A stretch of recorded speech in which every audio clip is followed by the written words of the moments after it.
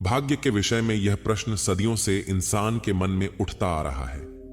क्या हमारा भाग्य पहले से ही तय होता है या हम इसे खुद बनाते हैं? कई दार्शनिकों और धर्मों के विचार इस पर भिन्न हो सकते हैं, लेकिन यह जीवन का एक महत्वपूर्ण प्रश्न है जिसे हर व्यक्ति अपने अनुभवों और विश्वासों के आधार पर समझता है। तो आइए बढ़ते हैं आज की इस कहानी की ओर। अगर आपने अभी तक अकेला व्यक्ति हर बार चैनल को सब्सक्राइब नहीं किया है तो कृपया कर लीजिए, क्योंकि ऐसे ही ज्ञानवर्धक वीडियो हम लाते रहते हैं। तो चलिए वीडियो को शुरू करते हैं। गांधार राज्य के एक छोटे से गांव में कैलाश नाम का एक साधारण किसान रहता था। कैलाश एक मेहनती और ईमानदार व्यक्ति था, लेकिन उसका जीवन कष्टों से भरा हुआ था। उसकी जिंदगी में समस्याओं की कोई कमी नहीं थी। कभी फसलें बर्बाद हो जाती थीं, कभी परिवार में कोई बीमार पड़ जाता था। उसकी पत्नी शकुंतला भी सदैव बीमार रहती और उसके 2 बच्चे भी कमजोर और अस्वस्थ थे। कैलाश के पास खेती के अलावा कोई अन्य साधन नहीं था, लेकिन खेती भी उसके लिए कठिनाई बन चुकी थी। हर दिन सुबह उठकर कैलाश खेत में जाता और कड़ी मेहनत करता, लेकिन उसकी मेहनत का फल उसे नहीं मिल पाता। गांव के लोग हमेशा कहते थे कि यह सब उसके भाग्य का खेल है और इसे कोई भी बदल नहीं सकता। यह शब्द सुनकर कैलाश के मन में गहरी निराशा भर गई। वह हमेशा सोचता, क्या सच में मेरा भाग्य पहले से तय है? क्या मैं इसे बदलने के लिए कुछ नहीं कर सकता? अगर मेरे जीवन में पहले से ही यह कष्ट लिखा है तो मेरी मेहनत का क्या मतलब है? कैलाश का यह सवाल उसकी जिंदगी में एक बड़ा मोड़ लाने वाला था। हर रात जब वह सोता तो उसके मन में यह विचार आते कि अगर उसका भाग्य पहले से लिखा हुआ है तो उसकी मेहनत का कोई अर्थ नहीं है। उसे लगता कि शायद वह किसी अदृश्य शक्ति के अधीन है जो उसके जीवन को नियंत्रित कर रही है। कैलाश के भीतर एक ज्वलंत इच्छा थी कि वह अपने जीवन का उत्तर खोजे। उसने सुना था कि महात्मा महान ज्ञान के स्वामी हैं और वे इस तरह के सवालों के उत्तर दे सकते हैं। गांव के एक बुजुर्ग ने उसे बताया कि महात्मा इन दिनों पास के जंगल में तपस्या कर रहे हैं और लोगों को उनके जीवन के जटिल सवालों का समाधान दे रहे हैं। कैलाश ने अपनी पत्नी शकुंतला से कहा, मैं महात्मा से मिलना चाहता हूं। मैं जानना चाहता हूं कि क्या मेरा भाग्य पहले से तय है या मैं इसे बदल सकता हूं। शकुंतला ने भी उसे समर्थन दिया, क्योंकि वह जानती थी कि कैलाश इस सवाल को लेकर अत्यधिक चिंतित था और इसका उत्तर उसे मानसिक शांति प्रदान कर सकता है। अगली सुबह कैलाश ने यात्रा पर निकलने का निर्णय लिया। उसने अपने खेतों और परिवार की जिम्मेदारी कुछ दिनों के लिए गांव के एक विश्वसनीय मित्र को सौंप दी और महात्मा की ओर चल पड़ा। उसकी यात्रा लंबी और कठिन थी, लेकिन उसके मन में यह दृढ़ संकल्प था कि वह अपने सवाल का उत्तर जरूर पाएगा। कई दिनों की कठिन यात्रा के बाद कैलाश महात्मा के आश्रम पहुंचा। आश्रम एक शांतिपूर्ण स्थान था, जहां हर तरफ हरियाली थी और एक अद्वितीय शांति का अनुभव हो रहा था। वहां बहुत सारे लोग पहले से ही मौजूद थे जो महात्मा के प्रवचनों को सुन रहे थे। कैलाश ने महात्मा के दर्शन किए और उनसे विनम्रता से पूछा, हे महात्मन, मेरा जीवन कष्टों से भरा है। लोग कहते हैं कि यह सब मेरे भाग्य का लिखा है। क्या मेरा भाग्य पहले से तय है? क्या मैं इसे बदलने के लिए कुछ भी नहीं कर सकता? महात्मा ने शांत स्वर में कहा, कैलाश, तुम्हारा सवाल गहरा है और इसका उत्तर तुम्हारे भीतर ही छिपा है, लेकिन मैं तुम्हें एक कहानी सुनाता हूं जिससे तुम्हारे सारे सवालों का उत्तर अवश्य मिलेगा। महात्मा ने कैलाश को एक सरल लेकिन गहरे अर्थ वाली कहानी सुनाई। उन्होंने कहा, मान लो कि तुमने एक बीज बोया है। अब यह बीज एक पौधा बनेगा और फिर एक बड़ा सा वृक्ष। लेकिन यह वृक्ष कैसा होगा, यह इस बात पर निर्भर करता है कि उसे कितना पानी, सूरज की रोशनी और देखभाल मिलती है। तुम्हारा भाग्य भी इसी तरह से काम करता है। तुम्हारे पूर्व जन्मों के कर्म बीज के समान हैं और तुम्हारे वर्तमान कर्म उसे पानी और पोषण देने वाले तत्व हैं। महात्मा की बातों से कैलाश को एक नई रोशनी मिली। उसने महसूस किया कि भाग्य कोई ऐसी चीज नहीं है जो स्थायी हो और जिसे बदला ना जा सके। यह उसके कर्मों का परिणाम था और अगर वह अपने कर्मों में बदलाव करेगा तो उसका जीवन भी बदल सकता है। महात्मा ने आगे कहा, कैलाश, भाग्य और कर्म आपस में जुड़े हुए हैं। भाग्य वह है जो तुम्हारे पिछले कर्मों का परिणाम है लेकिन याद रखना, यह पत्थर की लकीर नहीं है।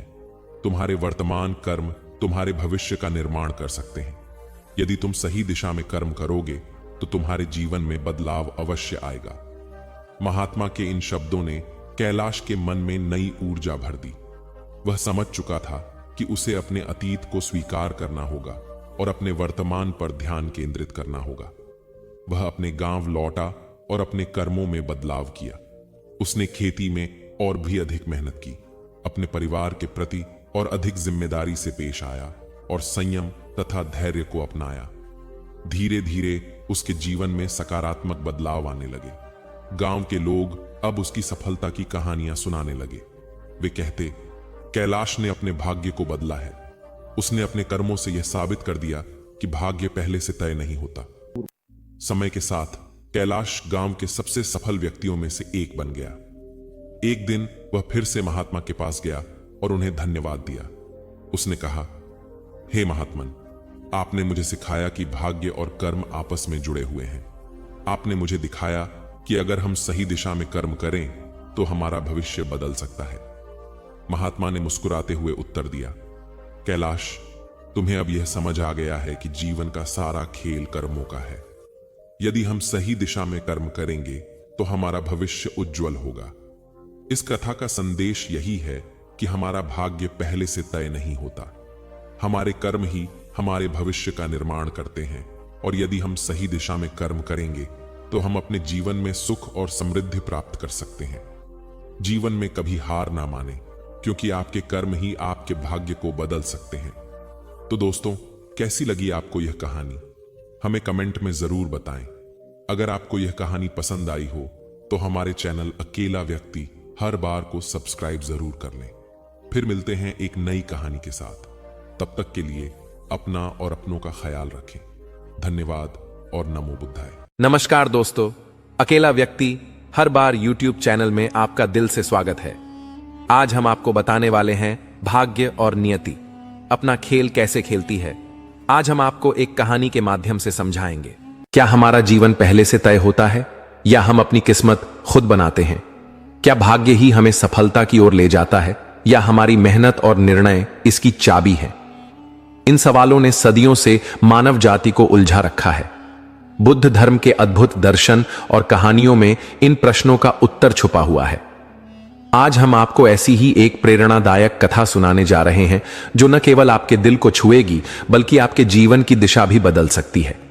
यह कहानी है कर्म, भाग्य और हमारी अपनी इच्छा शक्ति की ताकत को समझने की। प्राचीन भारत के एक छोटे से गांव में एक युवक रहता था जिसका नाम आरव था। वह साधारण किसान परिवार से था और हमेशा अपने भाग्य को कोसता रहता था।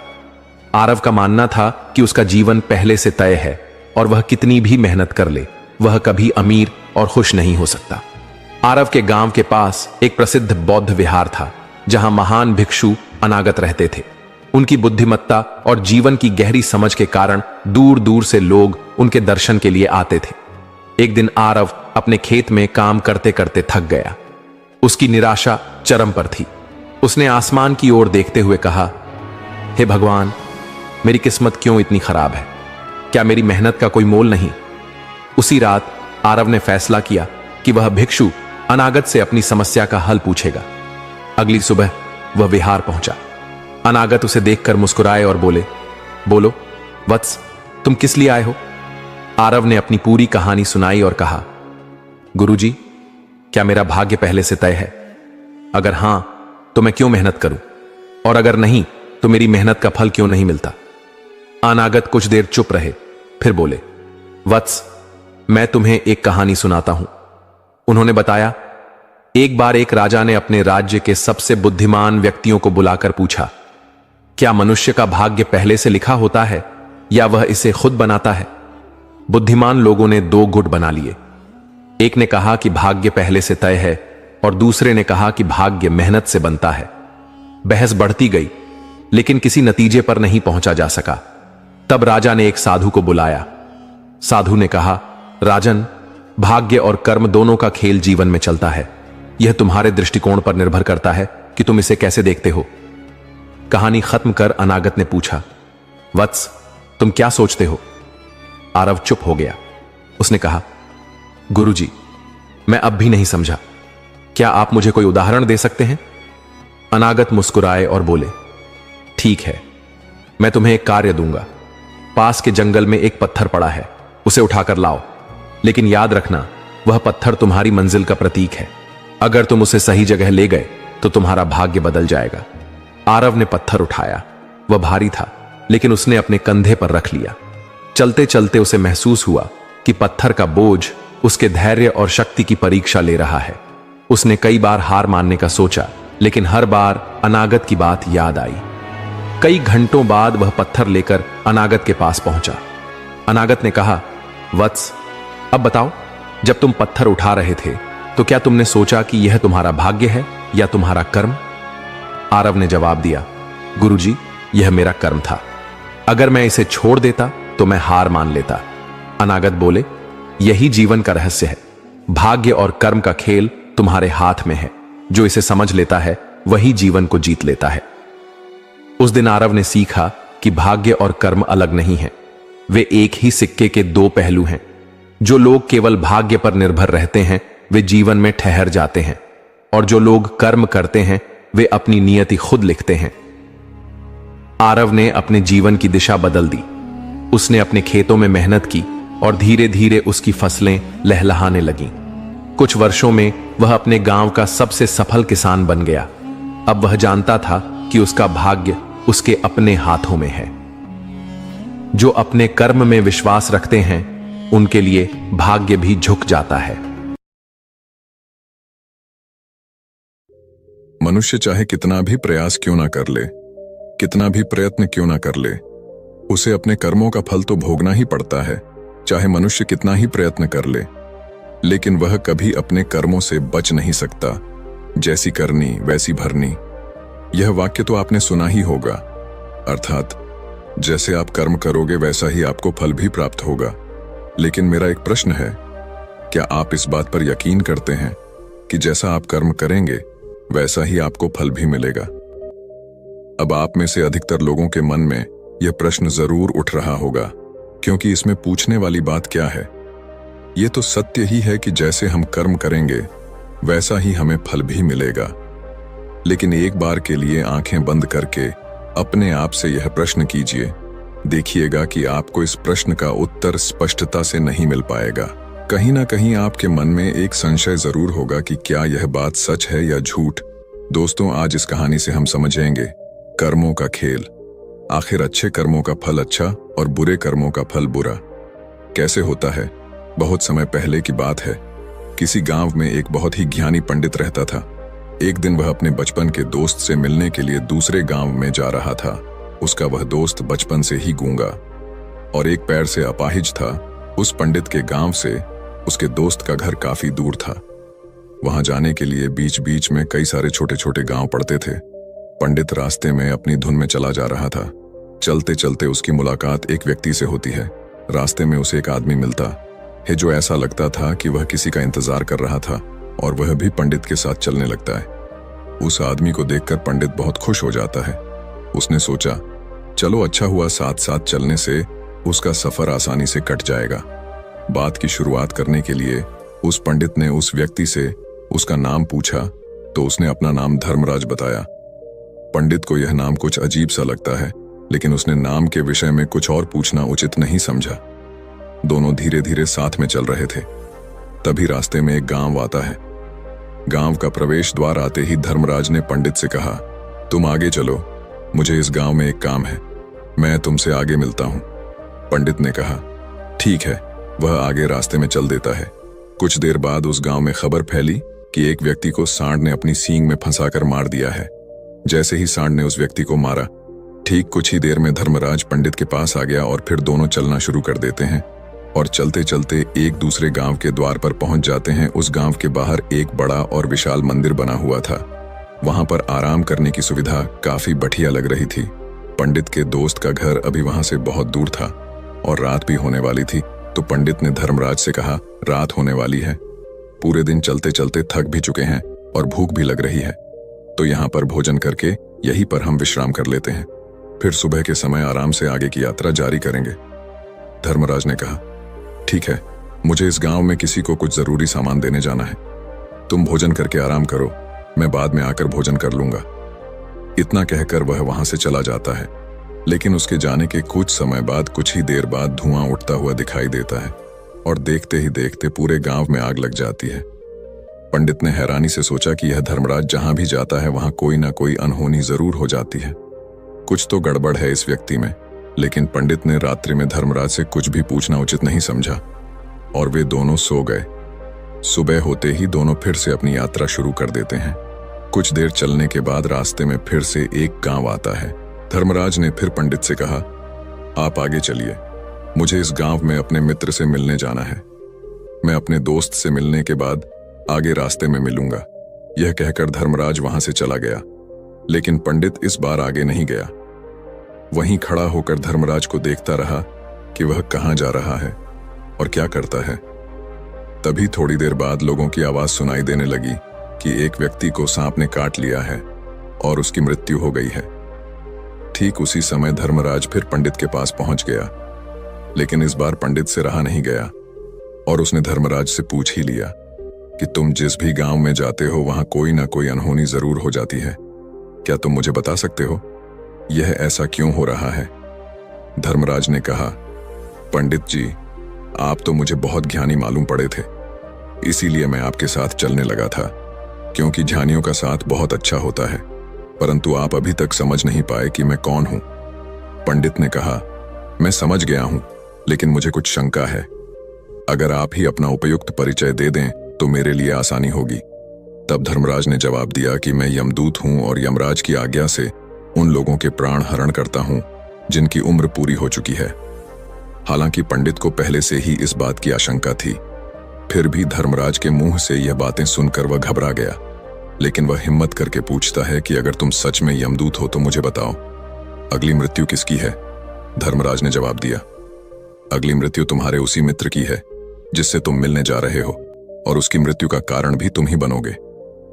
यह बात सुनकर पंडित सहम गया और सोच में पड़ गया कि अगर सच में यह धर्मराज यमदूत हुआ तो उसकी बात भी सच होगी और उसके कारण मेरे बचपन के सबसे अच्छे मित्र की मृत्यु हो जाएगी। तो सबसे अच्छा तो यही होगा कि मैं अपने मित्र से मिलने ही ना जाऊं। कम से कम मैं उसकी मृत्यु का कारण तो नहीं बनूंगा। धर्मराज ने मुस्कुराते हुए कहा, तुम जो सोच रहे हो वो सब मुझे पता है, मगर तुम्हारे अपने मित्र से मिलने ना जाने से नियति नहीं बदल जाएगी। तुम्हारे मित्र की मृत्यु तो निश्चित है और वह अगले कुछ ही पलों में घटित होने वाली है। महाकाल के मुंह से ऐसी बातें सुनकर पंडित को झटका लगा, क्योंकि महाकाल ने पंडित के मन की बातें पढ़ ली थीं, जो कि एक सामान्य व्यक्ति के लिए संभव नहीं है। अब पंडित को विश्वास हो गया कि यह धर्मराज सचमुच में यमदूत ही है। जब पंडित को यह पूर्ण विश्वास हो गया कि धर्मराज जी यमदूत हैं तो वह घबरा गया। वह अपने मित्र की मृत्यु का कारण नहीं बनना चाहता था, इसलिए वह पलटकर अपने गांव की तरफ वापस जाने लगा। लेकिन जैसे ही पंडित वापस जाने के लिए मुड़ा, उसने देखा कि उसका मित्र तेजी से उसकी तरफ चला आ रहा है, जो कि पंडित को देखकर अत्यंत प्रसन्न दिखाई पड़ रहा था। अपने मित्र के आने की गति को देखकर पंडित को ऐसा लगा कि जैसे उसका मित्र काफी देर से उसका ही पीछा कर रहा है। लेकिन वह बचपन से ही गूंगा था और एक पैर से लंगड़ा भी था, इसीलिए ना तो वह पंडित को आवाज देकर रोक पाया था और ना ही उस तक पहुंच पा रहा था। लेकिन जैसे ही वह पंडित के पास पहुंचा, अचानक ही जमीन पर गिर पड़ी और तुरंत ही उसकी मृत्यु हो गई। पंडित हक्का बक्का होकर धर्मराज की ओर देखने लगा, जैसे कि वह पूछना चाह रहा हो कि आखिर क्या हुआ। धर्मराज पंडित के मन में उठ रहे प्रश्नों को समझ गया और बोला, तुम्हारे मित्र ने पिछले गांव में ही तुम्हें देख लिया था और वे वहीं से ही तुम्हारा पीछा कर रहा था, लेकिन गूंगा और लंगड़ा होने की वजह से वह तुम तक नहीं पहुंच पाया। उसने अपनी पूरी ताकत लगाकर तुम तक पहुंचने का प्रयास किया, लेकिन बुढ़ापे में बचपन जैसी ताकत नहीं होती, इसलिए दिल का दौरा होने के कारण उसकी मृत्यु हो गई, क्योंकि वह तुमसे मिलने के लिए अपनी सीमाओं को तोड़कर तुम्हारे पीछे भाग रहा था। इसलिए अपने मित्र की मृत्यु का कारण भी तुम ही कहलाओगे।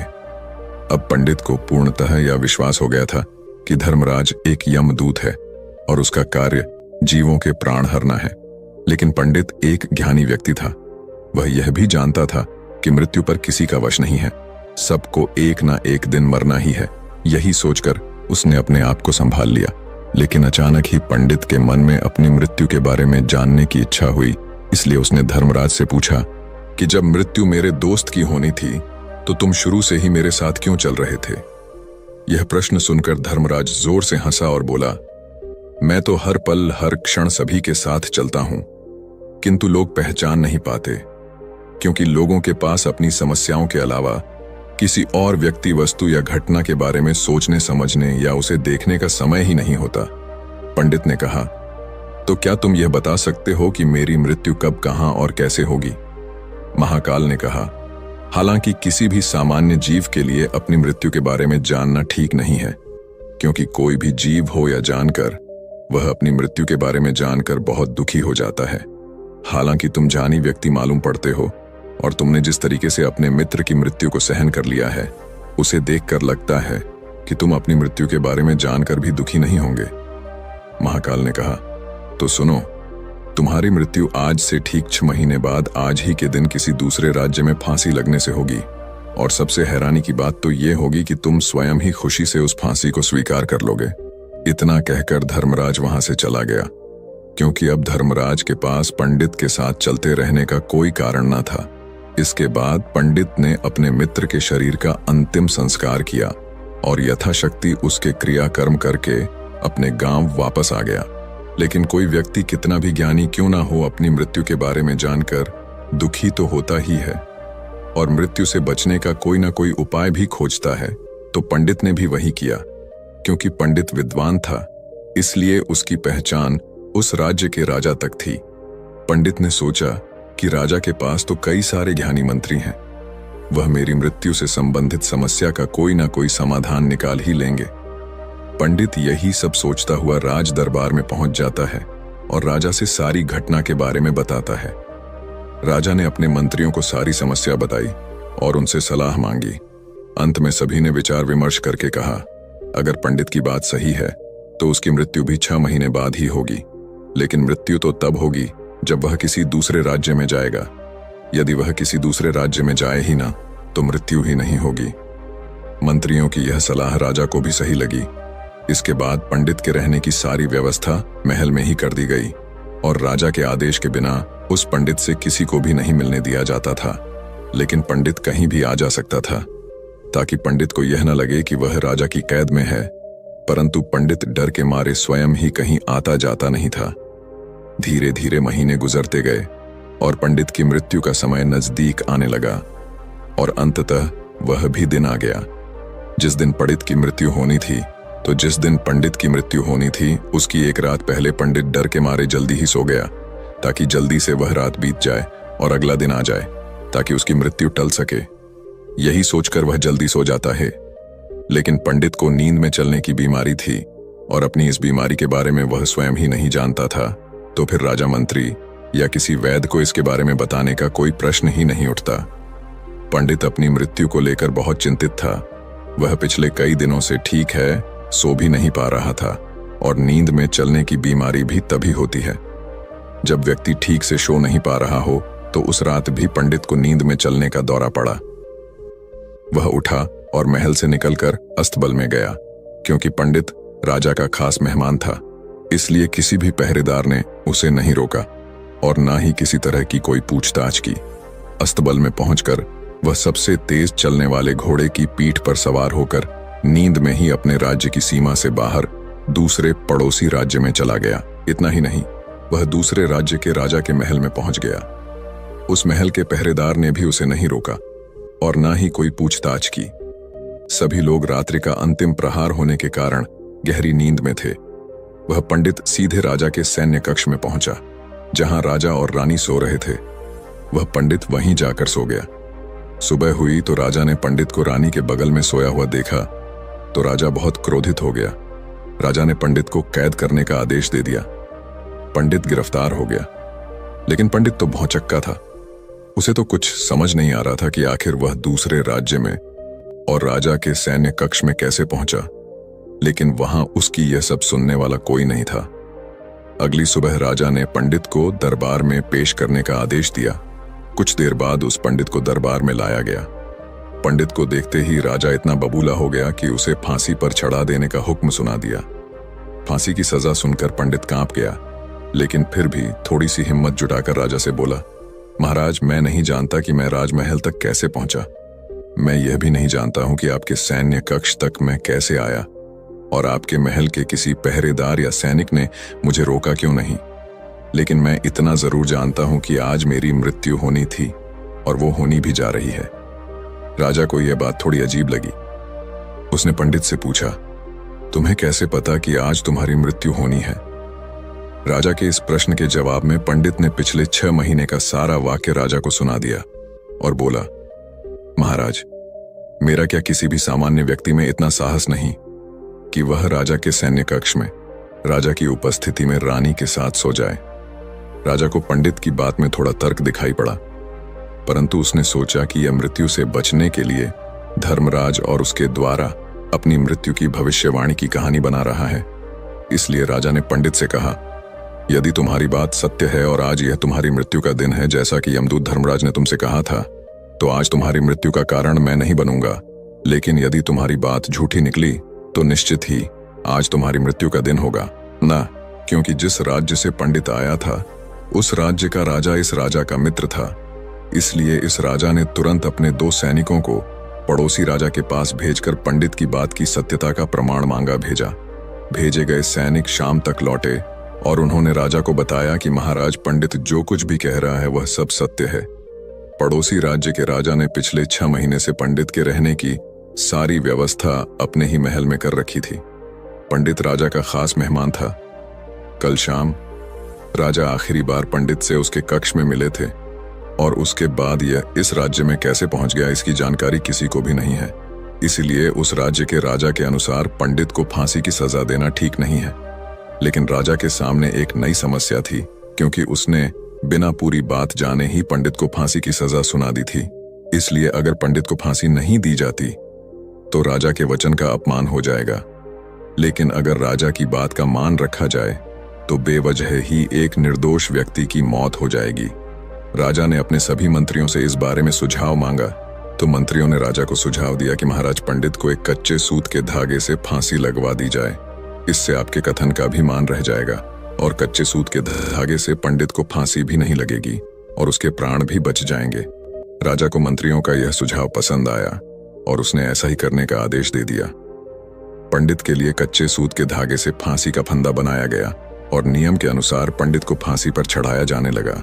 सभी लोग बहुत खुश थे कि ना तो पंडित मरेगा और ना ही राजा का वचन खाली जाएगा। पंडित को भी पूर्ण विश्वास था, ये सूद के धागे से तो उसकी मृत्यु हो ही नहीं सकती।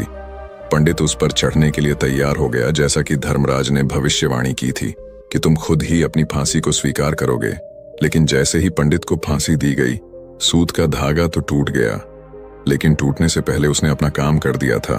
पंडित के गले की एक नस सूत के धागे के झटके से कट चुकी थी और पंडित जमीन पर पड़ा तड़प रहा था। उस पल उसके गले से खून की फुहार निकल रही थी और देखते ही देखते पंडित का शरीर पूरी तरह से शांत हो गया।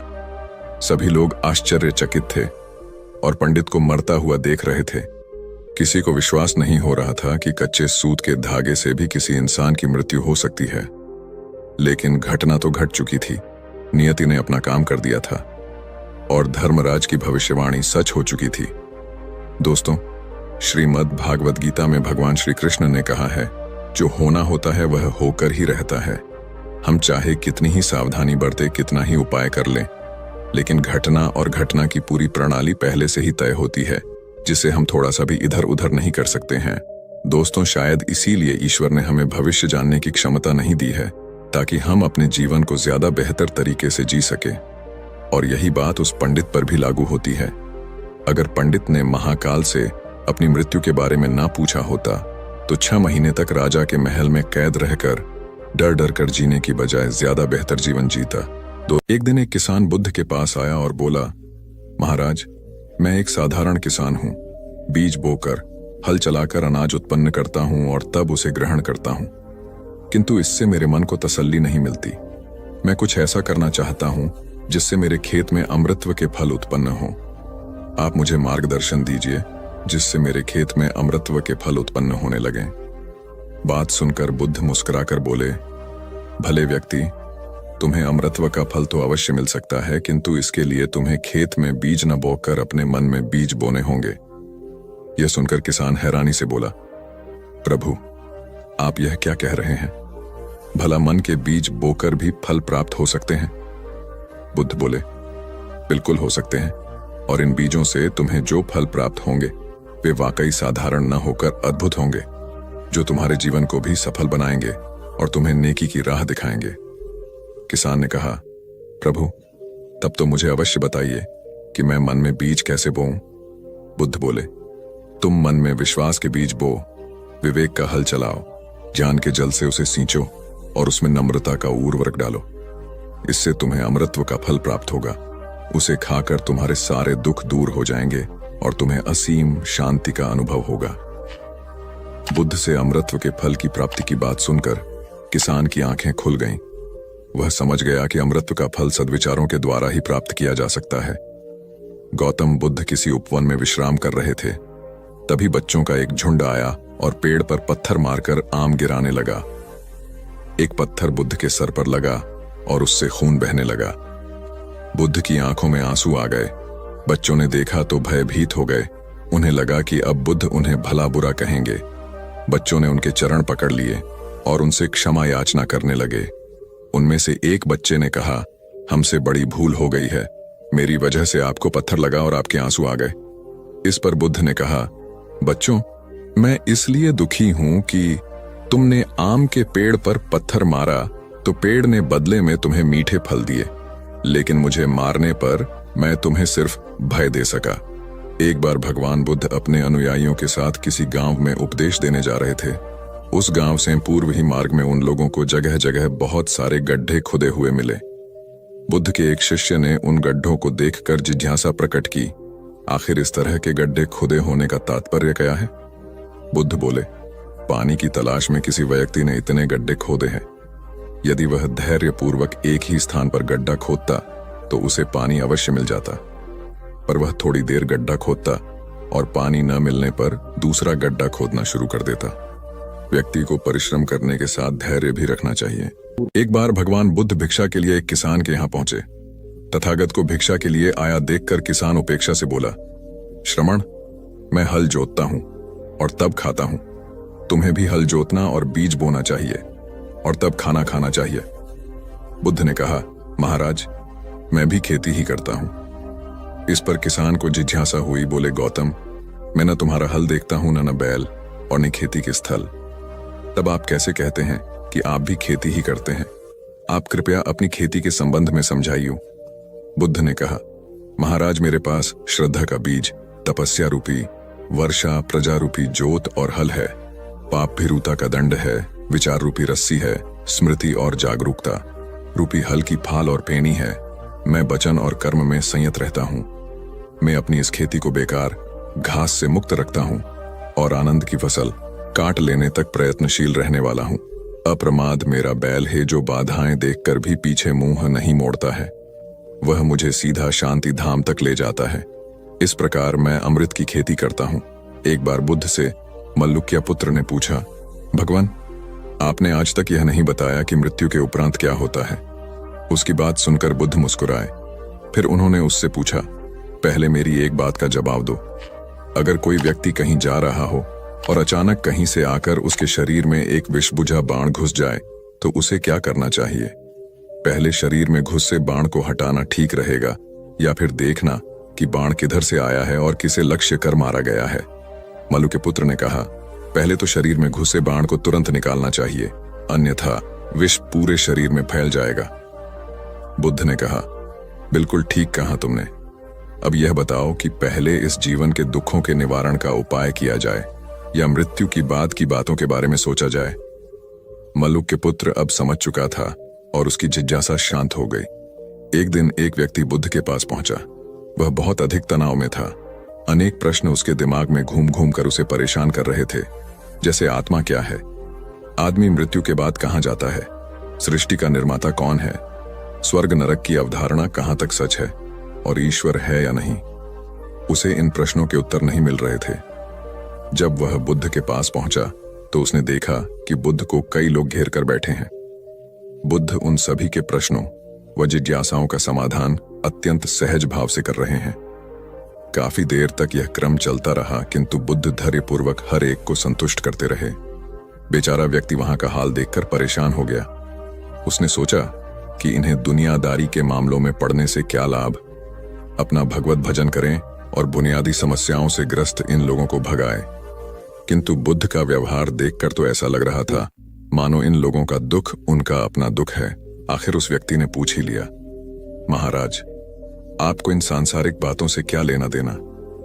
बुद्ध बोले, मैं ज्ञानी नहीं हूं और इंसान हूं। वैसे भी वह ज्ञान किस काम का जो इतना घमंडी और आत्मकेंद्रित हो कि अपने अतिरिक्त दूसरे की चिंता ही न कर सके। ऐसा ज्ञान तो अज्ञान से भी बुरा है।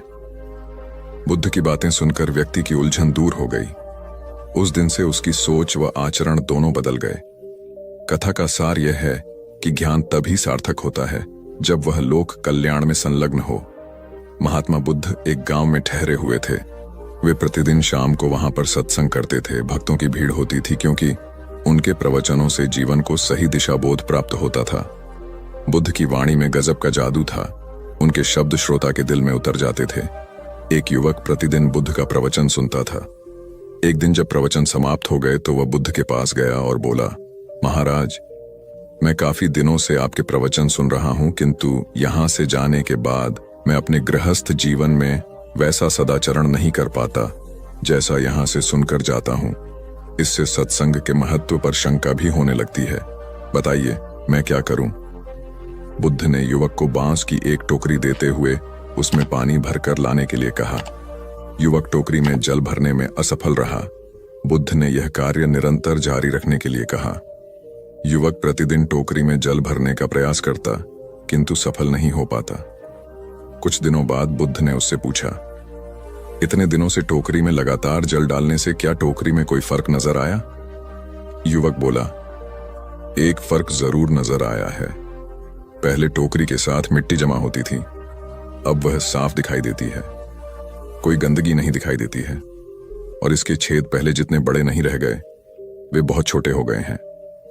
तब बुद्ध ने उसे समझाया, यदि इसी तरह उसे पानी में निरंतर डालते रहोगे तो कुछ ही दिनों में ये छेद फूल कर बंद हो जाएंगे और टोकरी में पानी भर पाओगे।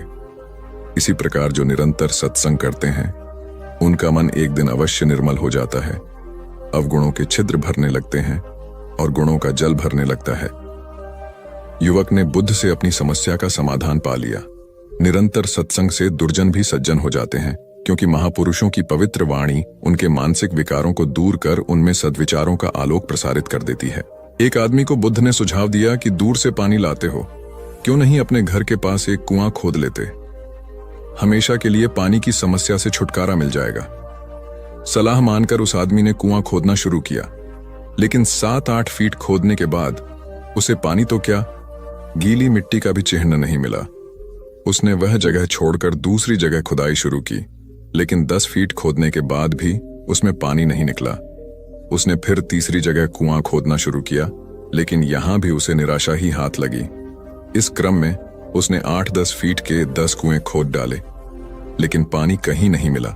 वह निराश होकर बुद्ध के पास गया। उसने बुद्ध को बताया कि मैंने 10 कुएं खोद डाले, मगर पानी एक में भी नहीं निकला। बुद्ध को आश्चर्य हुआ। वे स्वयं चलकर उस स्थान पर आए जहां उसने 10 गड्ढे खोदे हुए थे। बुद्ध ने उन गड्ढों की गहराई देखी और सारा माजरा समझ गए। फिर वे बोले, 10 कुएं खोदने की बजाय एक कुएं में ही तुम अपना सारा परिश्रम लगाते तो पानी कब का मिल गया होता। तुम सब गड्ढों को बंद कर दो, केवल एक को गहरा करते जाओ, पानी निकल आएगा। उसने बुद्ध की बात मानकर ऐसा ही किया। परिणाम स्वरूप कुआं पूर्ण होते ही पानी निकल आया। सबने भगवान बुद्ध की जय जयकार की। धन्ना सेठ के पास 7 पुश्तों के पालन पोषण जितना धन था। उसका व्यापार चारों तरफ फैला हुआ था, किंतु फिर भी उसका मन अशांत रहता था। कभी धन की सुरक्षा की चिंता तो कभी व्यापारिक प्रतिस्पर्धा में आगे निकलने का तनाव। चिंता और तनाव के कारण वह अस्वस्थ रहने लगा। उसके मित्र ने उसकी गिरती दशा देखी तो उसे बुद्ध के पास जाने की सलाह दी। सेठ बुद्ध के पास पहुंचा और अपनी समस्या बताई। बुद्ध ने उसे सांत्वना देते हुए कहा, तुम घबराओ मत, तुम्हारा कष्ट अवश्य दूर होगा, बस तुम यहाँ कुछ दिन रहकर ध्यान किया करो। बुद्ध के कहे अनुसार सेठ ने रोज ध्यान करना शुरू कर दिया, किंतु सेठ का मन ध्यान में नहीं लगा। वह जैसे ही ध्यान करने बैठता उसका मन फिर अपनी दुनिया में चला जाता। उसने बुद्ध को यह बात बताई, किंतु बुद्ध ने कोई उपाय नहीं बताया। थोड़ी देर बाद जब सेठ बुद्ध के साथ वन में सायंकालीन भ्रमण कर रहा था तो उसके पैर में एक कांटा चुभ गया। वह दर्द के मारे कराहने लगा। बुद्ध ने कहा, बेहतर होगा कि तुम जी खड़ाकर कांटे को निकाल दो, तब इस दर्द से मुक्ति मिल जाएगी। सेठ ने मन कड़ाकर कांटा निकाल दिया, उसे चैन मिल गया। तब बुद्ध ने उसे समझाया, ऐसे ही लोभ, मोह, क्रोध, घमंड व द्वेष के कांटे तुम्हारे मन में गड़े हैं। जब तक अपने मन की संकल्प शक्ति से उन्हें नहीं निकालोगे, अशांत ही रहोगे। सेठ का ज्ञान बुद्ध के इन शब्दों से दूर हो गया और उसने निर्मल हृदय की राह पकड़ ली। अपनी कुप्रवृत्तियों से मुक्ति के लिए संकल्पबद्धता अनिवार्य है। जब तक व्यक्ति दृढ़ निश्चय न कर ले, वह अपनी गलत आदतों से मुक्त नहीं हो सकता। एक युवक ने बुद्ध से आकर कहा, मेरा गांव अशिक्षित है, मैं अपने परिवार से झगड़कर थोड़ा बहुत पढ़ पाया हूं, आगे और पढ़ना चाहता हूं, किंतु सभी रोक रहे हैं। घर के लोग सोचते हैं कि खेती में खूब पैसा है और उसके लिए किसी शिक्षा की आवश्यकता नहीं है। यही सोच गांव वालों की भी है। कृपया आप मेरे गांव चलकर वहां शिक्षा का प्रसार करवाइए। बुद्ध युवक की बात मानकर गांव आ गए। धर्म भीरू ग्रामीणों ने बुद्ध का सत्कार किया और रोज उनके प्रवचन सुनने आने लगे। बुद्ध जब भी शिक्षा का महत्व बताते, ग्रामीण विरोधी मत रखते। एक दिन एक महिला अपने 5 साल के बच्चे के लिए पूछने लगी कि उसे किस उम्र से शिक्षा दिलवाए। तब बुद्ध ने समझाया कि तुम्हें तो 5 वर्ष पूर्व उसकी शिक्षा शुरू कर देनी थी। उसे क्या खाना है, क्या नहीं, कैसे क्या बोलना है आदि बातें शुरू से सिखाओगी, तभी तो वह अपना उचित ख्याल रख सकेगा। बुद्ध की यह बात महिला सहित सभी ग्रामीणों को समझ में आ गई। उन्होंने अपने बच्चों को विद्यालय भेजना शुरू किया। यह समय वर्षा का था। युवक ने लोगों को जल संग्रहण की तकनीक बताई। अधिकांश ने उपहास किया, किंतु युवक अपना काम करता रहा। बुद्ध का सहयोग प्राप्त था, इसलिए किसी ने उसका खुलकर विरोध नहीं किया। जब गर्मी में भीषण जल संकट के कारण फसलें सूखने लगीं, तो युवक ने कुएं खुदवाए, जिनमें जल संग्रहण की तकनीक के कारण खूब पानी निकला। ग्रामीण अब शिक्षा का महत्व समझ चुके थे। धीरे धीरे संपूर्ण गांव शिक्षित हो गया। ज्ञान हर उम्र में अर्जित किया जा सकता है। यही ज्ञान हमें जीवन में आने वाली समस्याओं के समाधान की राह सुझाता है। आम्रपाली बौद्ध काल में वैशाली के वृज्ज संघ की इतिहास प्रसिद्ध लिच्छवी राजनृत्यांगना थी। इनका एक नाम अम्बपाली या अम्बपालिका भी है। आम्रपाली अत्यंत सुंदर थी और कहते हैं जो भी उसे एक बार देख लेता वह उस पर मुग्ध हो जाता था। अजातशत्रु उसके प्रेमियों में था और उस समय के उपलब्ध साहित्य में अजातशत्रु के पिता बिंबसार को भी गुप्त रूप से उसका प्रणयार्थी बताया गया है। आम्रपाली को लेकर भारतीय भाषाओं में बहुत से काव्य, नाटक और उपन्यास लिखे गए हैं। एक बार की बात है, महात्मा बुद्ध अपने शिष्यों के साथ घूमते हुए वैशाली नगरी में पहुंचे। वैशाली को उस समय 16 महाजनपदों में एक महत्वपूर्ण जनपद माना जाता था, जिसकी ख्याति दूर दूर तक फैली हुई थी। यह नगरी परम वैभवशाली और हर तरफ से संपन्न थी। महात्मा बुद्ध के आने की बात पूरे नगर में फैलते देर न लगी। जिसे जब पता चलता वह तभी उनसे मिलने पहुंच जाता और उनके उपदेश सुनकर खुद को भाग्यशाली समझता। बुद्ध का चरित्र ही ऐसा प्रभावशाली था कि उनसे प्रभावित हुए बिना कोई नहीं रह सका। उस नगर की गणिका और राजनर्तकी आम्रपाली भी बुद्ध से मिलने की इच्छुक थी। वह खुद महात्मा बुद्ध के पास चलकर आई और उन्हें अपने घर भोजन के लिए आमंत्रित किया। उसने इतने सरल और प्रेम भाव से बुद्ध से विनती की कि बुद्ध मना नहीं कर सके।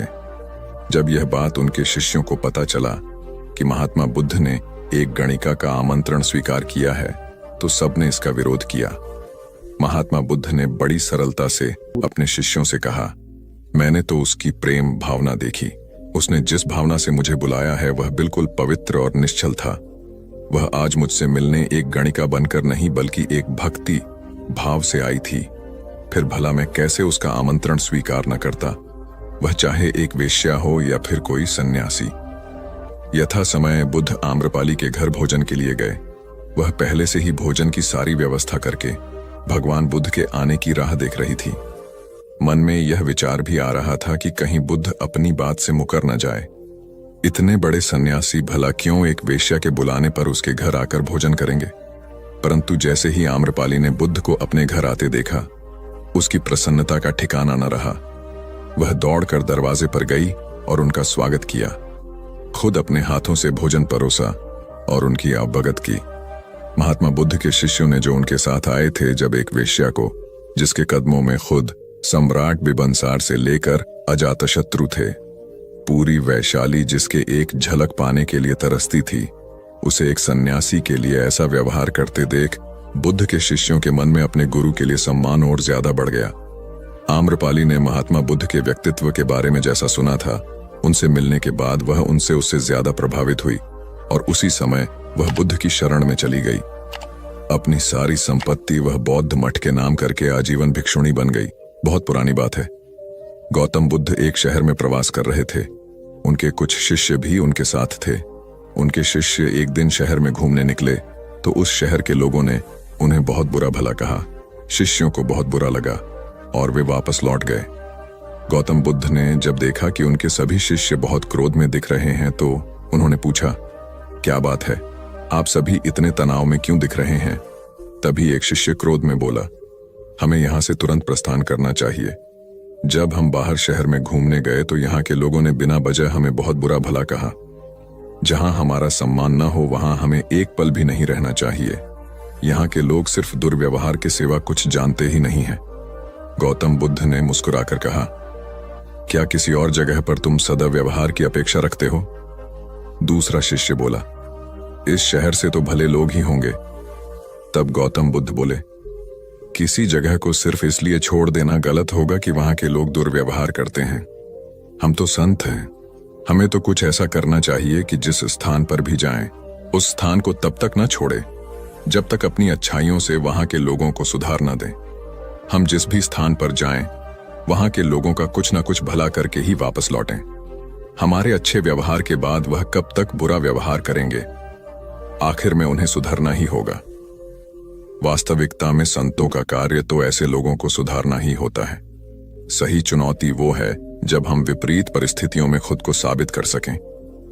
ये सभी बातें सुनकर बुद्ध के प्रिय शिष्य आनंद ने प्रश्न किया, उत्तम व्यक्ति किसे कहते हैं? इस पर बुद्ध ने जवाब दिया, जिस प्रकार युद्ध में बढ़ता हुआ हाथी चारों तरफ के तीर सहते हुए भी आगे बढ़ता जाता है, ठीक उसी तरह उत्तम व्यक्ति भी दूसरों के अपशब्दों को सहते हुए अपना कार्य करता रहता है। खुद को वश में करने वाले प्राणी से उत्तम कोई और नहीं हो सकता। गौतम बुद्ध की बात शिष्यों को अच्छी तरह से समझ में आ गई और उन्होंने वहां से जाने का इरादा त्याग दिया। एक बार गौतम बुद्ध से अभय राजकुमार ने प्रश्न किया कि क्या श्रमण गौतम कभी कठोर वचन कहते हैं? उसने सोच रखा था कि नहीं कहने पर वह बताएगा कि एक बार उन्होंने देवदत्त को नरकगामी कहा था, और यदि हां कहे तो उसने पूछा, जा सकता है कि जब आप कठोर शब्दों का प्रयोग करने से स्वयं को रोक नहीं पाते, तब दूसरों को ऐसा उपदेश कैसे देते हैं? बुद्ध ने अभय के प्रश्न का आशय जान लिया। उन्होंने कहा, इसका उत्तर न तो हां में दिया जा सकता है और न नहीं में। अभय की गोद में उस समय एक छोटा बालक था। उसकी ओर इशारा करते हुए बुद्ध ने पूछा, राजकुमार, यदि दाई के अनजाने में यह बालक अपने मुख में कांट का टुकड़ा डाल ले, तब तुम क्या करोगे? मैं उसे निकालने का प्रयास करूंगा। यदि वह आसानी से ना निकल सकता हो तो बाएं हाथ से उसका सिर पकड़कर दाहिने हाथ की उंगली को टेढ़ा करके उसे निकालूंगा। यदि खून निकलने लगे तो भी मेरा यही प्रयास रहेगा कि वह कांट का टुकड़ा किसी न किसी तरह बाहर निकल आए। ऐसा क्यों? इसलिए कि भंते, इसके प्रति मेरे मन में अनुकंपा है। राजकुमार, ठीक इसी तरह तथागत जिस वचन के बारे में जानते हैं कि यह मिथ्या या अनर्थकारी है और उससे दूसरों के हृदय को ठेस पहुंचती है, तब उसका वे कभी उच्चारण नहीं करते। पर इसी तरह जो वचन उन्हें सत्य और हितकारी प्रतीत होते हैं तथा दूसरों को प्रिय लगते हैं, उनका वे सदैव उच्चारण करते हैं। इसका कारण यही है कि तथागत के मन में सभी प्राणियों के प्रति अनुकंपा है। एक बार वैशाली के बाहर जाते धम्म प्रचार के लिए जाते हुए गौतम बुद्ध ने देखा कि कुछ सैनिक तेजी से भागती हुई एक लड़की का पीछा कर रहे हैं। वह डरी हुई लड़की एक कुएं के पास जाकर खड़ी हो गई। वह हाँफ रही थी और प्यासी भी थी। बुद्ध ने उस बालिका को अपने पास बुलाया और कहा कि वह उनके लिए कुएं से पानी निकाले, स्वयं भी पिए और उन्हें भी पिलाए। इतनी देर में सैनिक भी वहां पहुंच गए। बुद्ध ने उन सैनिकों को हाथ के संकेत से रुकने को कहा। उनकी बात पर वह कन्या कुछ झेंपती हुई बोली, महाराज, मैं एक अछूत कन्या हूं, मेरे कुएं से पानी निकालने पर जल दूषित हो जाएगा। बुद्ध ने उससे फिर कहा, पुत्री, बहुत जोर की प्यास लगी है, पहले तुम पानी पिलाओ। इतने में वैशाली नरेश भी वहां आ पहुंचे। उन्हें बुद्ध को नमन किया और सोने के बर्तन में केवड़े और गुलाब का सुगंधित पानी पेश किया। बुद्ध ने उसे लेने से इनकार कर दिया। बुद्ध ने एक बार फिर बालिका से अपनी बात कही। इस बार बालिका ने साहस बटोरकर कुएं से पानी निकलकर स्वयं भी पिया और गौतम बुद्ध को भी पिलाया। पानी पीने के बाद बुद्ध ने बालिका से भय का कारण पूछा। कन्या ने बताया, मुझे संयोग से राजा के दरबार में गाने का अवसर मिला था। राजा ने मेरा गीत सुन मुझे अपने गले की माला पुरस्कार में दी, लेकिन उन्हें किसी ने बताया कि मैं अछूत कन्या हूं। यह जानते ही उन्होंने अपने सिपाहियों को मुझे कैद खाने में डाल देने का आदेश दिया। मैं किसी तरह उनसे बचकर यहां तक पहुंची थी। इस पर बुद्ध ने कहा, सुनो राजन, यह कन्या अछूत नहीं है, आप अछूत हैं। जिस बालिका के मधुर कंठ से निकले गीत का आपने आनंद उठाया, उसे पुरस्कार दिया, वह अछूत हो ही नहीं सकती। गौतम बुद्ध के सामने वह राजा लज्जित ही हो सकते थे। भगवान बुद्ध देव और मनुष्यों के शास्त्र थे, परंतु सबसे पहले वह मनुष्य थे। मनुष्य बढ़कर देवता बनता है, यह प्राचीन मान्यता थी। आज भी हम मनुष्यत्व के ऊपर देवत्व की बात करते हैं, परंतु बुद्ध ने इस क्रम को पलट दिया। उन्होंने कहा, यह जो मनुष्यता है वही देवताओं का सुगति प्राप्त करना कहलाती है। देवता जब सुगति प्राप्त करता है तब वह मनुष्य बनता है। देवताओं में विलास है, राग, द्वेष, ईर्ष्या और मोह भी वहां है। निर्वाण की साधना वहां नहीं हो सकती। इसके लिए देवताओं को मनुष्य बनना पड़ता है। मनुष्यों में ही देव पुरुष का आविर्भाव होता है, जिनको देवता नमस्कार करते हैं। मानवता धर्म का उपदेश देने वाले बुद्ध स्वयं मानवता के जीते जागते रूप थे। यहां उनके जीवन से संबंधित कुछ प्रसंग दिए जाते हैं, जिनसे उनके व्यक्तित्व में बैठी हुई गहरी मानवता का दर्शन होता है। भगवान का परिनिर्वाण होने वाला है। रात का पिछला पहर है। भिक्षु उनकी शैया को घेरे बैठे हैं। बुद्ध उन्हें उपदेश दे रहे हैं। कह रहे हैं, भिक्षुओं, बुद्ध, धर्म और संघ के विषय में कुछ शंका हो तो पूछ लो। पीछे मलाल मत करना कि भगवान हमारे सामने थे, पर हम उनसे कुछ पूछ ना सके। कोई शिष्य नहीं बोलता। भगवान 3 बार कहते हैं, पर कोई भिक्षु कुछ पूछने को नहीं उठता। भगवान को शंका होती है कि कहीं वे उनके गौरव का विचार करके पूछने में संकोच तो नहीं कर रहे। इसलिए वह कहते हैं, शायद भिक्षुओं, तुम मेरे गौरव के कारण नहीं पूछ रहे। जैसे मित्र मित्र से पूछता है, वैसे तुम मुझसे पूछो। बुद्ध अपने शिष्यों की समान भूमिका पर आ जाते हैं। उनकी यह विनम्रता मनुष्य धर्म की आधार भूमि है। बुद्ध ने अपने को भिक्षुओं का कल्याण मित्र कहा है, जो उनकी मानवीय सहृदयता और विनम्रता को सूचित करता है। एक दूसरा दृश्य भी उसी समय का है। चंद करमार पुत्र के यहाँ बुद्ध ने अंतिम भोजन किया था। उसके बाद ही उन्हें खून गिरने की कड़ी बीमारी हो गई थी, जो उनके शरीरांत का कारण बनी। बुद्ध को उसके हृदय का बड़ा ध्यान था। भक्त उपासक को यह अफसोस हो सकता था कि उसका भोजन करके ही भगवान का शरीर छूट गया। इसलिए आखिरी सांस लेने से पहले उन्होंने आनंद को आदेश दिया, आनंद, चंद करमार पुत्र की इस चिंता को दूर करना और कहना, आयुष्मान, तूने बड़ा लाभ कमाया कि मेरे भोजन को करके तथागत परिनिर्वाण को प्राप्त हुए। जिसके हृदय में अगाध करुणा थी, वह ऐसा क्यों न कहता। जिस रात को बुद्ध का परिनिर्वाण हुआ, आधी रात के समय सुभद्र नाम का एक परिव्राजक आया। उसके मन में कुछ शंकाएं थीं। आनंद ने उसे यह कहकर रोक दिया, उन्हें हैरान मत करो, वह थके हुए हैं। भगवान ने आनंद की बात सुन ली। उन्होंने आनंद से कहा, नहीं आनंद, सुभद्र को मना मत करो, मेरे पास आने दो। वह परम ज्ञान की इच्छा से पूछना चाहता है, हैरान करने की उसकी इच्छा नहीं है। पूछने पर जो मैं उसे कहूंगा वह उसे जल्दी ही समझ लेगा। मध्य रात्रि में उस अवस्था में सुभद्र की तथागत से उपदेश सुनने का सौभाग्य मिल गया। एक बड़ी दुखियारी स्त्री थी। पति, पुत्र, परिवार सब उसका नष्ट हो गया था। मारे दुख के वह पागल हुई फिरती थी। कपड़े पहनने का भी उसे होश न था। उसका नाम पटाचार था। एक दिन घूमते हुए वह बुद्ध के पास जैतवन आराम में आ गई। उस नंगी स्त्री को देखकर लोगों ने कहा, यह पागल है, इसे इधर मत आने दो। बुद्ध ने कहा, इसे मत रोको। जैसे ही वह पास आई, बुद्ध ने कहा, भगिनी, स्मृति लाभ कर। स्त्री को कुछ होश आया। लोगों ने उस पर कपड़े डाल दिए जिन्हें उसने ओढ़ लिया। स्त्री फूट फूट कर रोने लगी। बुद्ध ने अपने उपदेशामृत से उसके शोक को दूर कर दिया। बुद्ध का एक भिक्षु शिष्य था वक्कली। वह एक बार बीमार पड़ गया। उसने अपने एक साथी भिक्षु के द्वारा भगवान का दर्शन करने की अपनी इच्छा उन तक पहुंचवाई। भगवान उसकी इच्छा पूरी करने उसके पास गए। दूर से भगवान को आता देखकर वक्कली उनका सम्मान करने और उनको आसन देने के लिए चारपाई से उठने की चेष्टा करने लगा। भगवान ने उसे यह कहकर रोक दिया कि अलग आसन तैयार है, उसके हिलने डुलने की आवश्यकता नहीं है, और वह बिछे आसन पर बैठ गए। वक्कली ने उसकी वंदना करते हुए कहा, आपके दर्शन की मेरी बड़ी इच्छा थी, आपने कृपा करके उसे पूरा कर दिया। बुद्ध ने कोमल स्वर में कहा, वक्कली शांत हो जा, तेरी जैसी गंदी काया है वैसी ही मेरी है।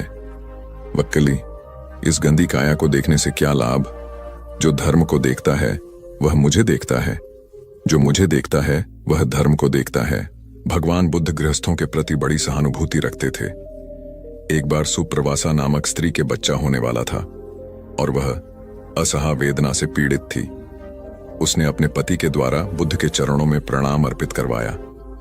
भगवान ने उसे आशीर्वाद देते हुए कहा, कोलिय पुत्री सुप्रवास, सुखी हो जाए, चंगी हो जाए। सुखी और चंगी होकर बिना किसी कष्ट के वह पुत्र प्रसव करे। ब्राह्मणों के साथ भी उनकी पूरी सहानुभूति थी, जैसे कि विश्व के सभी प्राणियों के साथ उनकी पूरी सहानुभूति थी। बावरी नामक ब्राह्मण के एक शिष्य ने जब अपने गुरु की ओर से भगवान के चरणों में प्रणाम निवेदन किया तो भगवान ने आशीर्वाद देते हुए कहा, शिष्यों सहित बावरी ब्राह्मण सुखी हो। माणवक, तुम भी सुखी हो, चिरजीवी हो। बुद्ध के पास छोटा बड़ा जो भी जाता था वह उससे कहते थे, आओ तुम्हारा स्वागत है। भगवान अपनी अंतिम यात्रा में पावा और कुसीनारा के बीच जा रहे थे। रास्ते में उन्हें पुक्कुस मल्लपुत्र नामक व्यापारी मिला। उसने उन्हें एक दुशाला भेंट किया, परंतु भगवान उसे अकेले कैसे आंटते? वह अपने शिष्य आनंद को सम्मानित करना चाहते थे। उन्होंने कहा, पुक्कुस, दुशाले के एक भाग को मुझे ओढ़ा दे, दूसरे को आनंद को। पुक्कुस ने ऐसा ही किया। भूल करने वालों के प्रति भी बुद्ध की अनुकंपा का पार न था। एक बार एक ब्राह्मण ने भगवान को वेरंजा में वर्षावास करने का निमंत्रण दिया। भगवान वहां गए, लेकिन वह ब्राह्मण बहुधंधी था। उसने उनकी कुछ भी सुध बुद्ध नहीं ली। बुद्ध को बड़ा कष्ट हुआ। उन्हें 3 महीने तक कुटा हुआ जो रोज खाना पड़ था, क्योंकि उस समय वेरंजा में अकाल पड़ रहा था और वह भी उनको और उनके शिष्यों को घोड़ों के व्यापारियों से मिलता था। इतना होने पर भी वर्षावास की समाप्ति पर भगवान बुद्ध अन्यत्र जाने से पूर्व वेरंजा जाकर ब्राह्मण को आशीर्वाद देना नहीं भूले। भगवान बुद्ध के जीवन में ऐसी अनंत घटनाएं मिलती हैं। उनमें हमें उनकी मानवता के दर्शन होते हैं। उनके जीवन में कोमलता की पराकाष्ठा थी और उनकी वाणी में अपर्वु माधुर्य था जो सबको अपनी ओर खींचता था। उनके मुंह से क्रोध भरा शब्द कभी नहीं निकलता था। वह मनुष्य थे, परंतु मनुष्य की दुर्बलताओं से ऊपर उठ चुके थे। उनके व्यक्तित्व में मानवता की शुभ ज्योत्सना धर्म की स्थिति बनकर चमकी। महात्मा बुद्ध एक बार एक गांव से गुजरे। वहां के कुछ लोग उनसे शत्रुता रखते थे। उन्होंने उन्हें रास्ते में घेर लिया, बेतहाशा गालियां देकर अपमानित करने लगे। बुद्ध सुनते रहे। जब वे थक गए तो बोले, आपकी बात पूरी हो गई हो तो मैं जाऊं। वे लोग बड़े हैरान हुए। उन्होंने कहा, हमने तो तुम्हें गालियां दी, तुम क्रोध क्यों नहीं करते? बुद्ध बोले, तुमने देर कर दी। अगर 10 साल पहले आए होते तो मैं भी तुम्हें गालियां देता। तुम बेशक मुझे गालियां दो, लेकिन मैं अब गालियां लेने में असमर्थ हूं। सिर्फ देने से नहीं होता, लेने वाला भी तो चाहिए। जब मैं पहले गांव से निकला था तो वहां के लोग भेंट करने मिठाइयां लाए थे, लेकिन मैंने नहीं ली क्योंकि मेरा पेट भरा था। वे उन्हें वापस ले गए। बुद्ध ने थोड़ा रुककर कहा, जो लोग मिठाइयां ले गए उन्होंने मिठाइयों का क्या किया होगा? एक व्यक्ति बोला, अपने बच्चों, परिवार और चाहने वालों में बांटी होंगी।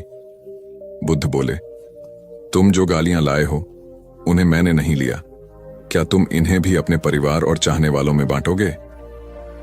बुद्ध के सारे विरोधी शर्मिंदा हुए और वे बुद्ध के शिष्य बन गए। एक बार महात्मा बुद्ध किसी गांव में गए।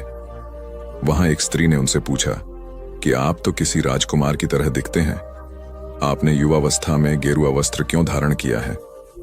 बुद्ध ने उत्तर दिया कि मैंने 3 प्रश्नों के हल ढूंढने के लिए संन्यास लिया है। बुद्ध ने कहा, हमारा शरीर युवा और आकर्षक है, लेकिन यह वृद्ध होगा, फिर बीमार होगा और अंत में यह मृत्यु को प्राप्त हो जाएगा। मुझे वृद्धावस्था, बीमारी और मृत्यु के कारण का ज्ञान प्राप्त करना है। बुद्ध की बात सुनकर स्त्री बहुत प्रभावित हो गई और उसने उन्हें भोजन के लिए आमंत्रित किया। जैसे ही ये बात गांव के लोगों को मालूम हुई तो सभी ने बुद्ध से कहा कि वे उस स्त्री के यहां न जाएं, क्योंकि वह स्त्री चरित्रहीन है।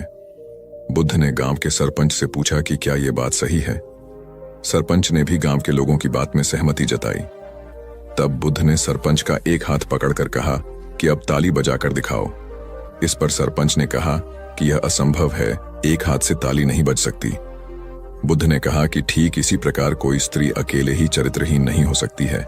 यदि इस गांव के पुरुष चरित्रहीन नहीं होते तो वह स्त्री भी चरित्रहीन नहीं होती। गांव के सभी पुरुष बुद्ध की ये बात सुनकर शर्मिंदा हो गए। भगवान गौतम बुद्ध अपने शिष्यों को किसी न किसी माध्यम से शिक्षा देते रहते थे। एक बार महात्मा बुद्ध जब अपने शिष्यों को शिक्षा दे रहे थे तो उन्होंने हाथ में एक रस्सी पकड़कर उसमें बहुत सी गांठें दी। उसके पश्चात महात्मा बुद्ध ने वहां पर उपस्थित शिष्यों से प्रसन्न पूछा, क्या यह रस्सी वैसी ही है जैसी गांठें लगाने से पहले थी? एक शिष्य ने महात्मा बुद्ध के प्रश्न का उत्तर दिया। वह कहने लगा कि गुरुजी, एक दृष्टिकोण से देखें तो यह रस्सी वैसी ही है जैसी पहले थी, लेकिन अगर दूसरे दृष्टिकोण से देखें तो रस्सी में 3 गांठें पड़ चुकी हैं। इसलिए देखने में इसका स्वरूप कुछ बदल चुका है, लेकिन एक सत्य यह भी है कि बाहर से देखने पर चाहे इसका स्वरूप बदल चुका है, लेकिन भीतर से इसके बुनियादी रूप से यह पहले के जैसी ही है। शिष्य का उत्तर सुनकर महात्मा बुद्ध संतुष्ट हो गए। उसके पश्चात महात्मा बुद्ध ने कहा, मैं रस्सी की इन गांठों को खोल देता हूं। महात्मा बुद्ध रस्सी के दोनों सिरों को पूरी ताकत से खींचने लगे। फिर उन्होंने शिष्यों से प्रश्न किया कि क्या इससे गांठें खुल जाएंगी? इस शिष्य ने तुरंत उत्तर दिया, नहीं नहीं, इससे तो गांठें और अधिक कस जाएंगी। यह सुनकर महात्मा बुद्ध ने पुनः एक प्रश्न किया, इन गांठों को खोलने का क्या समाधान होना चाहिए? शिष्य तुरंत बोला, गुरुजी, हमें इन गांठों को ध्यान से देखना चाहिए कि इसकी गांठें कैसे लगाई गई हैं। उसके पश्चात इनको खोलने का प्रयत्न करना चाहिए। शिष्य का उत्तर सुनकर महात्मा बुद्ध मुस्कुराते हुए बोले कि जीवन का यही सूत्र मैं आप लोगों को समझाना चाहता हूं। आप जीवन में जब कभी भी किसी समस्या में फंसे तो सबसे पहले उस समस्या का कारण ढूंढें और फिर उसका निवारण करें। व्यवहारिक जीवन में लोग समस्या का कारण जाने बिना ही उसका समाधान ढूंढने की कोशिश करते हैं, जिस कारण उनको उचित परिणाम नहीं मिल पाता। महात्मा बुद्ध शिष्य को कहने लगे कि बहुत से लोग मुझसे पूछते हैं कि आपने क्रोध को कैसे समाप्त करें, लेकिन कभी किसी ने यह नहीं पूछा कि मुझे क्रोध क्यों आता है। ऐसे ही लोग मुझसे पूछते हैं कि अहंकार को कैसे समाप्त करूं, लेकिन कोई यह जानने की कोशिश नहीं करता कि आखिर अहंकार का बीज उनके अंदर कैसे उत्पन्न हुआ। जैसे रस्सी में गांठें लगाने के बाद भी उसका वास्तविक स्वरूप नहीं बदलता, वैसे ही व्यक्ति में चाहे जैसे भी अवगुण पैदा हो जाए, उसके अंदर की अच्छाई कभी समाप्त नहीं होती। जैसे हम धैर्य से रस्सी की गांठों को ध्यान से देखकर खोल सकते हैं, वैसे ही जीवन में आने वाले विकारों और समस्याओं का हल हम ढूंढ सकते हैं। अगर जीवन में किसी भी तरह की कोई समस्या उत्पन्न हुए है तो उसके कारण को ध्यान से समझने पर उसका निवारण भी स्वतः मिलने लगते हैं। दुनिया में जो तरक्की हो रही है या देश में कोई तरक्की करता है तो उसे जरूर देखना चाहिए, चाहे घर की टीम हो या बाहरी लोगों को मिलाकर बनाई हुई हो। जहां जहां अच्छे समूह बन गए वहां वहां तरक्की हो गई, ऐसा ही देखा गया है। आपके आसपास जितने लोग तरक्की पसंद हैं वो मिलकर ही काम करते होंगे, उनका टीम वर्क अच्छा होगा। एक परिवार था, वो गरीब था, खाने को कुछ नहीं था। काफी सोचा कि काम मिले, मगर काम नहीं मिला। 2 बच्चे थे, बीबी थी। एक दिन उन्हें विचार आया कि इस गांव में काम मिलना मुश्किल है, चलो कहीं और चलते हैं। इस इरादे से वे एक दिन गांव छोड़कर चल दिए। रात का समय था, रास्ता भी जंगली था। सोचा वृक्ष के नीचे रात गुजारी जाए। आदमी ने अपने एक लड़के को लकड़ी चुनने तथा दूसरे को पानी लाने के लिए भेज दिया तथा बीवी को चूल्हा बनाने के लिए कहा और उसने जगह साफ कर दी। चारों ने अपने अपने काम कर लिए। चूल्हा जलाया गया, पानी गर्म होने लग गया। वृक्ष के ऊपर हंस रहता था। वो सोचने लगा, ये कैसा मूर्ख है, इन्होंने चूल्हा तो जला दिया मगर इनके पास पकाने को तो है ही नहीं कुछ भी। हंस ने उनसे पूछा, तुम्हारे पास पकाने को क्या है? वो आदमी बोला, तुझे मार के खाएंगे। हंस बोला, मुझे क्यों मारोगे? आदमी बोला, हमारे पास न पैसा है और न ही सामान, तो क्या करें? हंस सोच में पड़ गया। इन्होंने चूल्हा भी जला लिया है, सब कर्मशील हैं, मुझे तो ये खा ही जाएंगे। तो हंस बोला, अगर मैं आपको धन दे दूं तो मुझे छोड़ दोगे? घर का स्वामी बोला, हाँ छोड़ देंगे। हंस कहने लगा, मेरे साथ चलो, मैं तुम्हें धन देता हूं। हंस उनको थोड़ी दूर ले गया और चोंच से इशारा किया और कहा कि यहां से निकाल लो। उन्होंने गड्ढा खोदा और वहां से धन निकाल लिया। हंस का धन्यवाद करके वापस अपने गांव आ गए और एक ही दिन में खूब मौज से रहने लग गए। अब उनके घर में किसी चीज की कमी नहीं थी। पड़ोसी ने देखा कि इस परिवार के पास ऐसी कौन सी चीज आ गई जो इनके पास इतना कुछ आ गया। उसने छोटे लड़के को बुलाकर सारी बात पूछ ली कि पैसा कहां से आया है। उनके भी 2 बच्चे थे, उन्होंने भी ऐसी योजना बनाई और चल दिए। उन्होंने उसी वृक्ष के नीचे डेरा लगा लिया। आदमी ने अपने बड़े लड़के को कहा, लकड़ी लाओ, तथा छोटे लड़के को पानी लाने के लिए कहा, परंतु दोनों आनाकानी करने लगे। बीबी ने भी कहा कि मैं थक चुकी हूं। जैसे जैसे पानी लकड़ी इकट्ठी हो गई और पानी गर्म होने लगा, हंस फिर आया और बोला, तुम्हारे पास खाने को तो नहीं है, तो फिर पानी गर्म कर रहे हो? आदमी बोला, तुझे मारकर खाएंगे।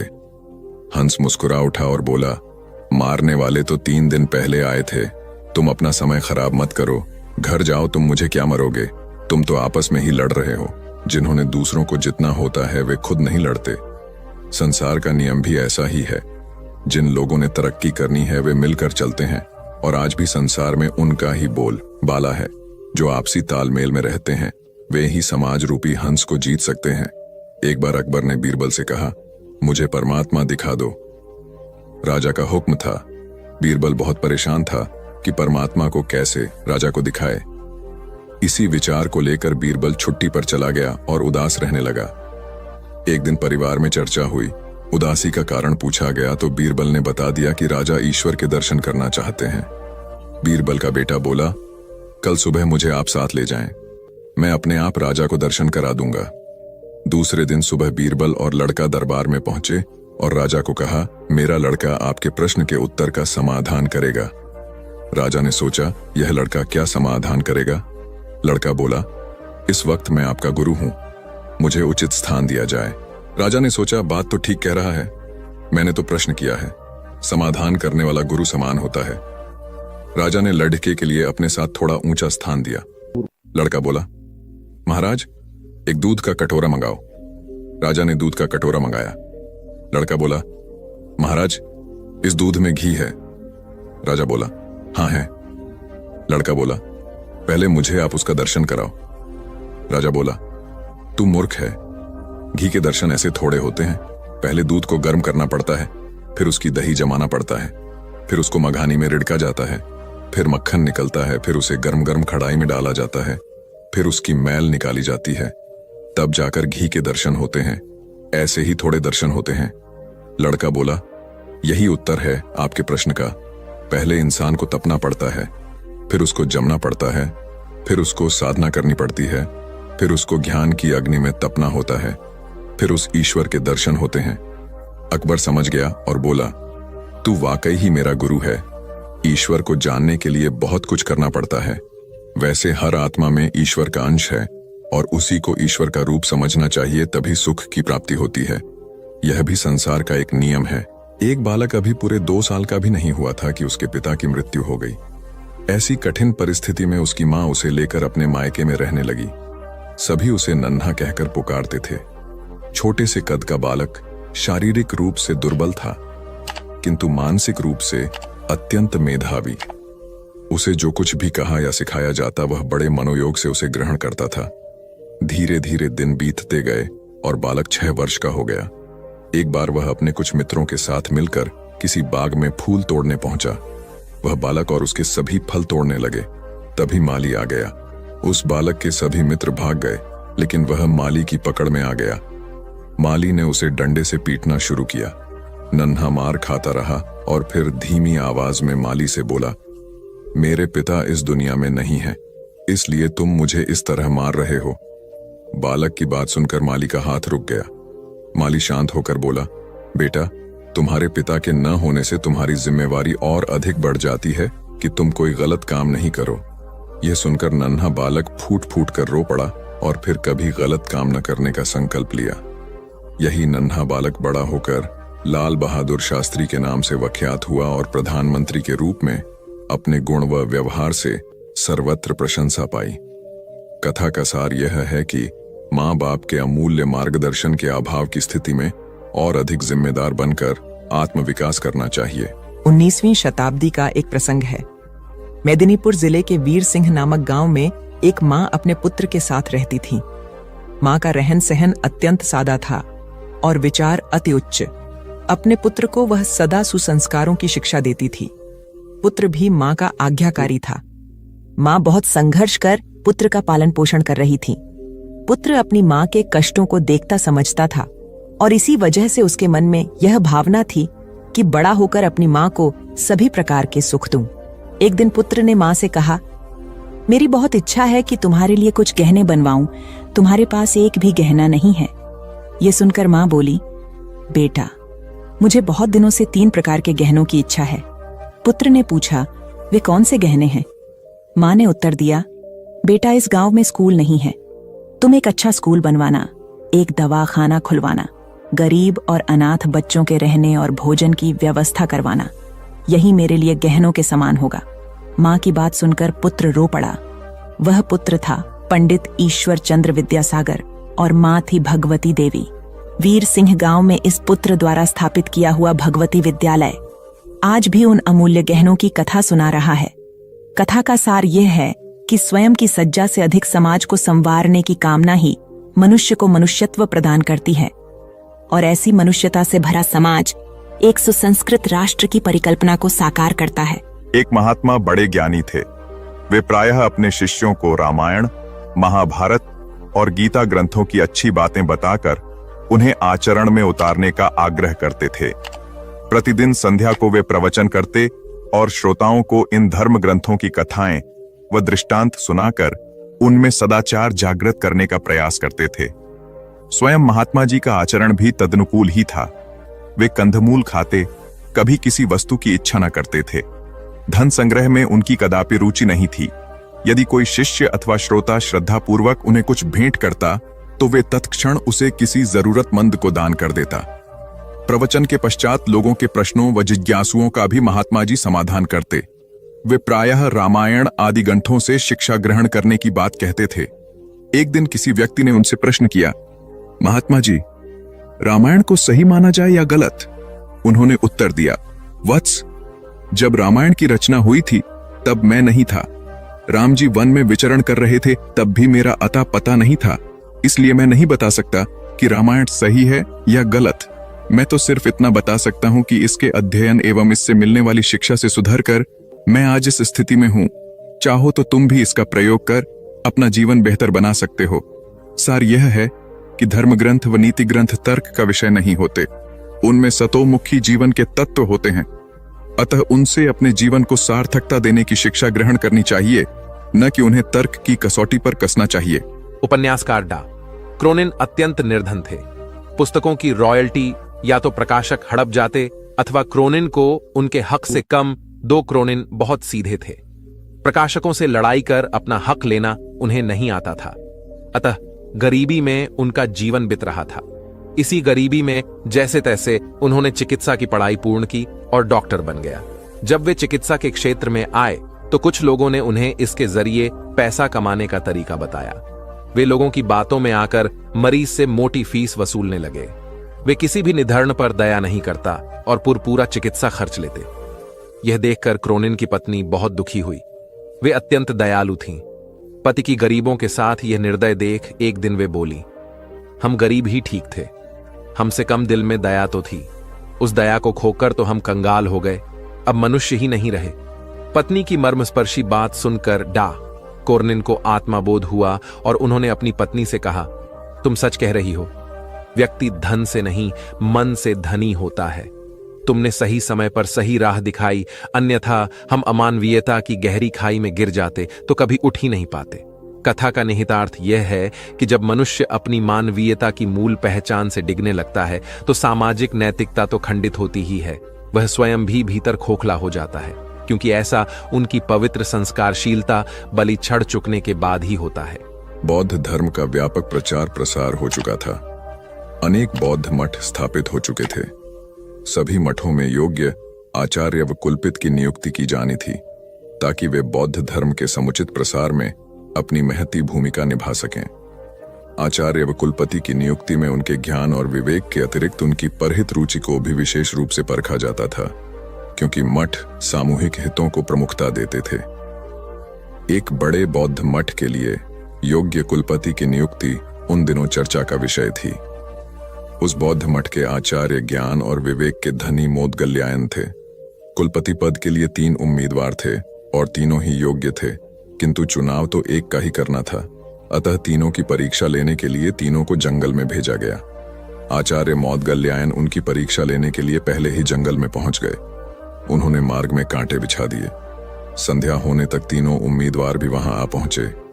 मार्ग में कांटे देखकर तीनों रुके।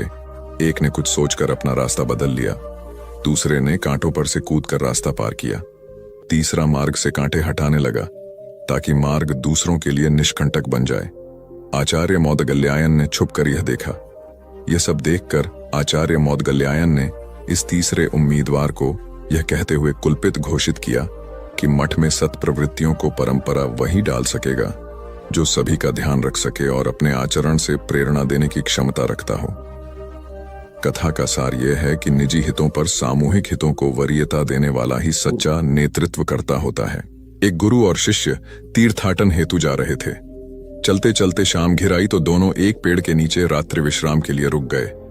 गुरुजी रात्रि में मात्र 3-4 घंटे ही सोते थे, इसलिए उनकी नींद जल्दी पूर्ण हो गई। वे शिष्य को जगाए बिना दैनिक कार्यों से निवृत्त हो पूजा पाठ में लग गए। इसी बीच उन्होंने एक विषधर सर्प को अपने शिष्य की ओर जाते देखा।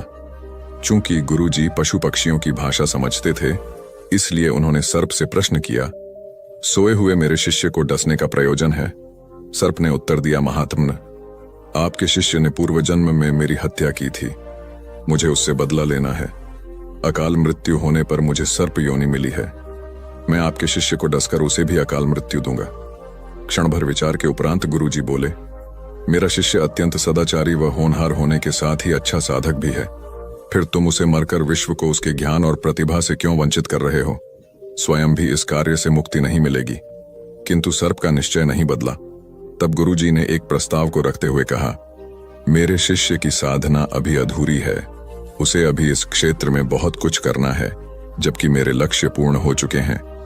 मेरे नाश में किसी की हानि नहीं है, अतः उसके स्थान पर मुझे 10 लो। गुरु का यह स्नेह देखकर सर्प का हृदय परिवर्तन हो गया और वह उन्हें प्रणाम कर वहां से चला गया। वस्तुतः गुरु की गुरुता न केवल शिष्य को ज्ञान देने में, बल्कि उसे पूर्ण परिपक्व होने तक उसकी रक्षा करने में निहित है। स्वामी विवेकानंद के प्रवचन ज्ञान युक्त और तर्क आधारित होते थे। ज्ञान, भक्ति और कर्म विषयक जटिल से जटिल प्रश्नों का समाधान स्वामी जी अपनी सहज मेघा से कर देते थे। जिज्ञासुओं का जमावड़ा उनके आसपास हमेशा लगा रहता था। प्रवचन के दौरान या प्रवचन समाप्ति के उपरांत भी कई बार ऐसा होता था कि जिज्ञासुओं की ओर से प्रश्न आते रहते और स्वामी जी उन प्रश्नों का संतुष्टिजनक उत्तर देते। एक बार स्वामी जी अपने प्रवचन में भगवान के नाम की महत्ता बता रहे थे। यह सुनकर एक व्यक्ति ने तर्क दिया, शब्दों में क्या रखा है स्वामी जी? उन्हें रटने से क्या लाभ होगा? तब स्वामी जी उसे प्रमाण सहित समझाने के उद्देश्य से नीच, जाहिल, मूर्ख आदि अपशब्दों से संबोधित किया। यह सुनकर वह अत्यंत क्रोधित हो गया और कहने लगा, आप जैसे सन्यासी के मुंह से ऐसे शब्द शोभा नहीं देते। आपके इन कुवचनों से मुंह बहुत आघात पहुंचा है। तब स्वामी जी बोले, भाई वे तो शब्द मात्र थे। आपने ही कहा कि शब्दों में क्या रखा है। मैंने भी तो आपको मात्र शब्द ही कहे, कोई पत्थर तो नहीं मारे। स्वामी जी की बात सुनकर उस व्यक्ति को अपने प्रश्न का जवाब मिल गया कि अब शब्द क्रोध का सकते हैं तो प्रिय वचन भी आशीर्वाद और कृपा दिला सकते हैं। वस्तुतः शब्द की महिमा अपरंपार है। अप्रिय वाणी मर्मभेदी होती है और मधुर वाणी मरहम का काम करती है। इसलिए प्रथम स्थिति में अपयश और दूसरी स्थिति में सम्मान व शुभाशीष मिलती है। एक जंगल में 3 दोस्त बड़े आनंद से रहते थे, कछुआ, हिरण और कौआ। जंगल में सभी प्रकार के प्राणी और पक्षी भी रहते थे, लेकिन उनके जैसा कोई न था। एक दिन हिरणी बोली, अरे वही बैठे बैठे मैं बोर हो गई हूं, चलिए कोई ऐसा खेल खेलते हैं जिसमें सभी को मजा आ जाए। कछुआ और कौआ बोला, हाँ दोस्तों, वही बैठे बैठे का खेल खेलकर बोर हो चुके हैं, अब कुछ नया खेल खेलेंगे। कौवे को हिरण बोली, ठीक है, तो तुम एक बड़े से पेड़ पर बैठकर आंखें बंद करके 10 तक गिनती करो और हम दोनों छुपेंगे। उसके बाद तुम हमें ढूंढना। ढूंढने पर जो भी पहला मित्र दिखेगा वो तुम्हारी जगह पर 10 तक गिनती करेगा और तुम छुप जाना। कौआ गिनती करने लगा, हिरण और कछुआ छुपने लगे। इसी तरह खेल चलता रहा। जब खेल खेल कर तीनों मित्र थक गए, तब एक जगह बैठकर बातें करने लगे। उतने में एक शिकारी वहां से गुजर रहा था। तभी उसकी नजर हिरण, कौआ और कछुए पर पड़ी। शिकारी ने जैसे ही तीनों मित्रों को देखा, उन्हें पकड़ने के लिए दौड़ा। खतरे का आभास होते ही हिरण और कौआ रफू चक्कर हो गए, यानी कि वहां से भाग गए। कछुए को आभास हुआ, परंतु कछुए की चाल धीरे होने के कारण शिकारी के हाथ लग गया और शिकारी उसे अपने कपड़े में बांध कर ले जाने लगा। शिकारी मन ही मन खुश हो गया, हिरण नहीं तो कछुआ ही सही, रात का तो प्रबंध हो गया, यह कहकर वहां से जाने लगा। उधर हिरण और कौआ अपने मित्र को ऐसे शिकारी के कैद में देखकर दुखी होने लगे। तभी शिकारी भोजन में कछुए को खाने वाला है। यह सुनकर हिरण और कौवे ने एक योजना बनाई। कौवे ने हिरण को कहा कि जैसे ही शिकारी यहां से जब जाने लगेगा, तब तुम उसके सामने जाना। जब शिकारी तुम्हें देखेगा तो अपनी पोटली जमीन पर रखकर तुम्हें पकड़ने के लिए जैसे ही दौड़ेगा, मैं जमीन पर रखी हुई पोटली पकड़कर उड़ जाऊंगा और तुम वहां से भाग जाना। जैसे ही शिकारी वहां से जाने लगा, हिरनी उसके सामने आ गई। शिकारी ने हिरनी को पकड़ने के लिए पोटली जैसे ही जमीन पर रखी, कौआ अपनी चोंच में पोटली पकड़कर उड़ गया। शिकारी हिरण को पकड़ने के लिए दौड़ा और पीछे मुड़कर देखा, कौआ पोटली चोंच में पकड़कर उड़ रहा था और इधर हिरण पलक झपटे ही भाग गई। शिकारी निराश होकर घर लौट गया। कौवे ने पोटली को महफूज जगह पर रखा और कछुए को शिकारी के चंगुल से आजाद कराया और तीनों मित्र आनंद से रहने लगे। इससे हमें यह सीख मिलती है कि असली दोस्ताना वही जो समय पर काम आए। एक किसान था जिसके 2 बेटे थे। वह बहुत ही आलसी और निकम्मे थे। वह अपने पिता को कामकाज में हाथ बटाने के बजाय आलस किया करते थे, इधर उधर घूमते फिरते थे। किसान को अपने बेटों की बहुत फिक्र थी। वह सोचते थे कि मेरे मरने के बाद इनका क्या होगा, ये अपना पेट कैसे भरेंगे, अपने परिवार को कैसे संभाल पाएंगे। एक दिन किसान की हालत बहुत ही गंभीर थी, कहने का मतलब किसान मरने की हालत में था। तभी किसान ने अपने दोनों बेटों को बुलाकर उनसे कहा कि हमारे खेत में एक खजाना गड़ा हुआ है, लेकिन वह किस जगह है उसकी जानकारी मुझे भी नहीं है, लेकिन खोदने के बाद तुम्हें वो खजाना मिल जाएगा। इतना कहकर किसान भगवान को प्यारे हो गए। खजाने की खबर सुनकर दोनों बेटों के मन में लालच आ गया और वो दोनों खेत पर चले गए और खेत को खोदने लगे। खजाने के लालच में कुछ ही दिनों में पूरे खेत को खोदने के बाद वह घर जाकर बैठ गए और वह अपने पिता को कोसने लगे। इसी तरह कुछ महीने बीत गए और वर्षा ऋतु का आगमन हुआ। किसान के बेटों के पास पेट भरने के लिए सिर्फ एक ही जरिया था, वो थी खेती। तब बाकी किसानों की तरह किसान के बेटों ने खेत में बीज बोने शुरू कर दिए। वर्षा का पानी पाकर वह बीज अंकुरित हुए और देखते ही देखते खेत लहराने लगे। ऐसा लग रहा था कि हवा के झोंके से लहरा रहे थे। यह देखकर किसान के बेटे बहुत खुश हो गए। उनको समझ आ गया कि परिश्रम ही सच्चा धन होता है और वो उसी तरह से अपने पिता के शब्दों का मोल भी समझ गए और अपने कामकाज में लग गए। यही कहानी आज हम सबकी भी है। मित्रों, इसी पेड़ की तरह हमारे माता पिता भी होते हैं। जब हम छोटे होते हैं तो उनके साथ खेलकर बड़े होते हैं और बड़े होकर उन्हें छोड़कर चले जाते हैं और तभी वापस आते हैं जब हमें कोई जरूरत होती है। धीरे धीरे ऐसे ही जीवन बीत जाता है।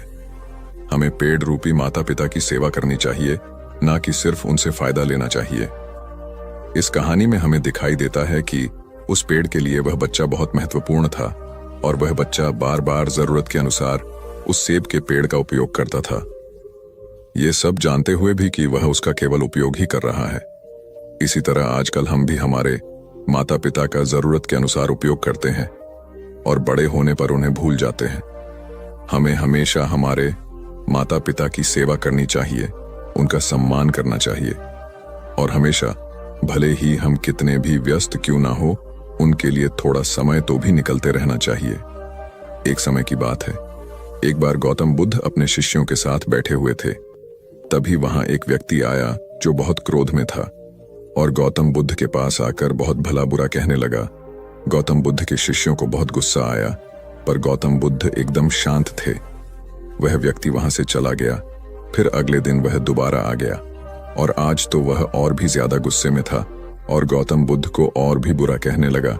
परंतु आज भी गौतम बुद्ध एकदम शांत थे और मुस्कुरा रहे थे, पर गौतम बुद्ध के शिष्यों को बहुत गुस्सा आया।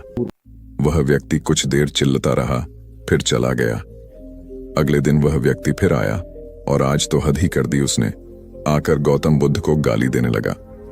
गौतम बुद्ध के शिष्यों को बहुत गुस्सा आया, परंतु आज भी गौतम बुद्ध एकदम शांत थे। इतना कुछ चलता रहा और बुद्ध मुस्कुरा रहे थे। यह क्रम कुछ दिन चलता रहा। फिर उस व्यक्ति ने आना छोड़ दिया। तब उनके एक शिष्य ने पूछा, गुरुजी, आप चाहते तो पहले दिन ही उस व्यक्ति को भगा सकते थे, पर आपने ऐसा क्यों नहीं किया? तब गौतम बुद्ध ने बड़ी नम्रता से कहा, अगर कोई व्यक्ति हमें कोई उपहार दे और हम उसे लेने से मना कर दे तो वह व्यक्ति क्या करेगा? शिष्य ने कहा, वह व्यक्ति अपना उपहार लेकर लौट जाएगा। तब गौतम बुद्ध ने कहा, मैंने भी ऐसा ही किया। उस व्यक्ति ने मुझे उपशब्द रूपी उपहार दिया, मैंने उसे लेने से मना कर दिया, मतलब उस पर कोई भी प्रतिक्रिया नहीं दी, तो व्यक्ति अपने वह अपशब्द वापस लेकर लौट गया। एक व्यक्ति की 3 साल की बेटी थी। एक दिन उस व्यक्ति ने देखा कि उसकी बेटी उसके एक बहुत सुंदर और महंगे गोल्ड पैकिंग पेपर से एक बॉक्स को लपेट रही थी। ये देखकर उस व्यक्ति को बहुत गुस्सा आया है। उसने अपनी बेटी को बहुत डांटा, तुमने मेरे इतनी कीमती पेपर को बेकार कर दिया, वो भी बिना किसी मतलब के। तुम इसे अच्छे काम के लिए उपयोग करती तो अच्छा लगता, पर तुमने एक बेकार से डिब्बे को उसमें लपेट दिया। कुछ दिन बीते, दिवाली का दिन आया। उस व्यक्ति ने अपनी बेटी को गिफ्ट दिया। बेटी ने भी वही सुंदर सा गोल्डन बॉक्स पापा को दिया। उसके पापा पहले तो उसे देखकर बहुत खुश हुए, पर जैसे ही उन्होंने उस डिब्बे को खोला, वह खाली था। यह देखकर उस व्यक्ति ने अपनी बेटी को घूरा और कहा, क्या तुम्हें इतना भी नहीं पता कि किसी को खाली डिब्बा नहीं देते? लड़की कुछ देर शांत रही, फिर बोली, पापा, यह डिब्बा खाली नहीं है। मैंने इसमें बहुत सारे किस आपके लिए रखे हैं। कभी कभी आप जल्दी ऑफिस चले जाते हैं और मैं सोती रह जाती हूं, तो आप इसमें से एक किस ले जा सकते हैं। बेटी की बात सुनकर उस व्यक्ति की आंख भर आई। एक गांव में एक लड़का रहता था। उसके घर की आर्थिक स्थिति ठीक नहीं थी। उसके मन में विचार आया, किसी बड़े शहर में जाकर वह नौकरी करे। वह कलकत्ता गया और नौकरी ढूंढने लगा। बहुत खोज के बाद उसे एक सेठ के घर में नौकरी मिल गई। नौकरी 6 आने रोज की थी। काम था, सेठ को रोज 6 घंटे अखबार और किताब पढ़कर सुनाना। लड़के को नौकरी की जरूरत थी, तो उसने वह नौकरी स्वीकार कर ली। एक दिन की बात है, लड़के को दुकान के कोने में 100 के 8 नोट पड़े मिले। उसने चुपचाप उन्हें अखबार और किताबों से ढक दिया। दूसरे दिन रुपयों की खोजबीन हुई। लड़का सुबह जब दुकान पर आया तो उससे पूछा गया। लड़के ने तुरंत ही प्रसन्नता से रुपये निकालकर ग्राहक को दे दिए। वह बहुत ही खुश हुआ। लड़के के ईमानदारी से सबको बहुत प्रसन्नता हुई। सेठ भी लड़के से बहुत खुश हुआ। सेठ ने लड़के को पुरस्कार देना चाहा तो लड़के ने लेने से मना कर दिया। लड़के ने कहा, सेठ जी, मैं आगे पढ़ना चाहता हूं, पर पैसों के अभाव में पढ़ नहीं पा रहा। आप कुछ सहायता कर दें। सेठ ने लड़के की पढ़ाई का प्रबंध कर दिया। लड़का बहुत मेहनत से पढ़ता गया। यही लड़का आगे चलकर बहुत बड़ा साहित्यकार बना। इसका नाम था राम नरेश त्रिपाठी। हिंदी साहित्य में इनका बहुत बड़ा योगदान है। एक रोटी की कीमत। रोटी की कीमत क्यों बढ़ेगी? एक बनिया था, 5 रुपए की एक रोटी बेचता था। उसे रोटी की कीमत बढ़ानी थी, लेकिन बिना राजा की अनुमति कोई भी अपने दाम नहीं बढ़ा सकता था। लिहाजा राजा के पास बनिया पहुंचा। बोला, राजा जी, मुझे रोटी का दाम 10 करना है। राजा बोला, तुम 10 नहीं 30 रुपए करो। बनिया बोला, महाराज, इससे तो हाहाकार मच जाएगा। राजा बोला, इसकी चिंता तुम मत करो। तुम 10 रुपए दाम कर दोगे तो मेरे राजा होने का क्या फायदा? तुम अपना फायदा देखो और 30 रुपए दाम कर दो। अगले दिन बनिए ने रोटी का दाम बढ़ाकर 30 रुपए कर दिया। शहर में हाहाकार मच गया। तभी सभी जनता राजा के पास पहुंचे। बोले, महाराज, ये बनिया अत्याचार कर रहा है, 5 की रोटी 30 में बेच रहा है। राजा ने अपने सिपाहियों को बोला, उस गुस्ताख बनिए को मेरे दरबार में पेश करो।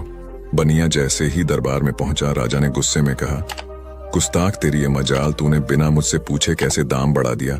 ये जनता मेरी है, तू इन्हें भूखा मारना चाहता है। राजा ने बनिए को आदेश दिया, तुम रोटी कल से आधे दाम में बेचोगे, नहीं तो तुम्हारा सर कलम कर दिया जाएगा। राजा का आदेश सुनते ही पूरी जनता ने जोर से बोला, महाराज की जय हो, महाराज की जय हो, महाराज की जय हो। नतीजा सुनिए, अगले दिन से 5 की रोटी 15 में बिकने लगी। अब जनता भी खुश, बनिया भी खुश और राजा भी खुश। एक बार की बात है, यूनानी राजा मिडास था। वह बहुत अमीर था और उसके पास बहुत सारा सोना था। उसकी एक बेटी थी जिसे वह बहुत प्यार करता था। एक दिन मिडास को एक फरिश्ता मिला जिसे मदद की जरूरत थी। उसने उसकी मदद की और बदले में वह एक इच्छा देने को तैयार हो गई। मिडास की इच्छा थी कि वह जिस चीज को छुए वह सोना बन जाए। उनकी इच्छा दी गई थी। अपने घर के रास्ते में उसने चट्टानों और पौधों को छुआ और वे सोने में बदल गए। जैसे ही वह घर पहुंचा, उत्साह में उसने अपनी बेटी को गले से लगा लिया जो सोने में बदल गई थी। मिडास तबाह हो गया था और उसने अपना दोस्तों, आपने आज के इस वीडियो से क्या सीखा वह मुझे आप कमेंट में बता सकते हैं। इसी के साथ में उम्मीद है कि आपको आज की वीडियो पसंद आई होगी, तो इस वीडियो को उस इंसान को शेयर करें जिससे यह कहानी सुनने की जरूरत है और उसी के ठीक बाद चैनल को सब्सक्राइब करें। तो चलिए फिर मिलते हैं ऐसी एक और नई वीडियो में एक नए मैसेज के साथ। तब तक के लिए अपना ख्याल रखें। धन्यवाद।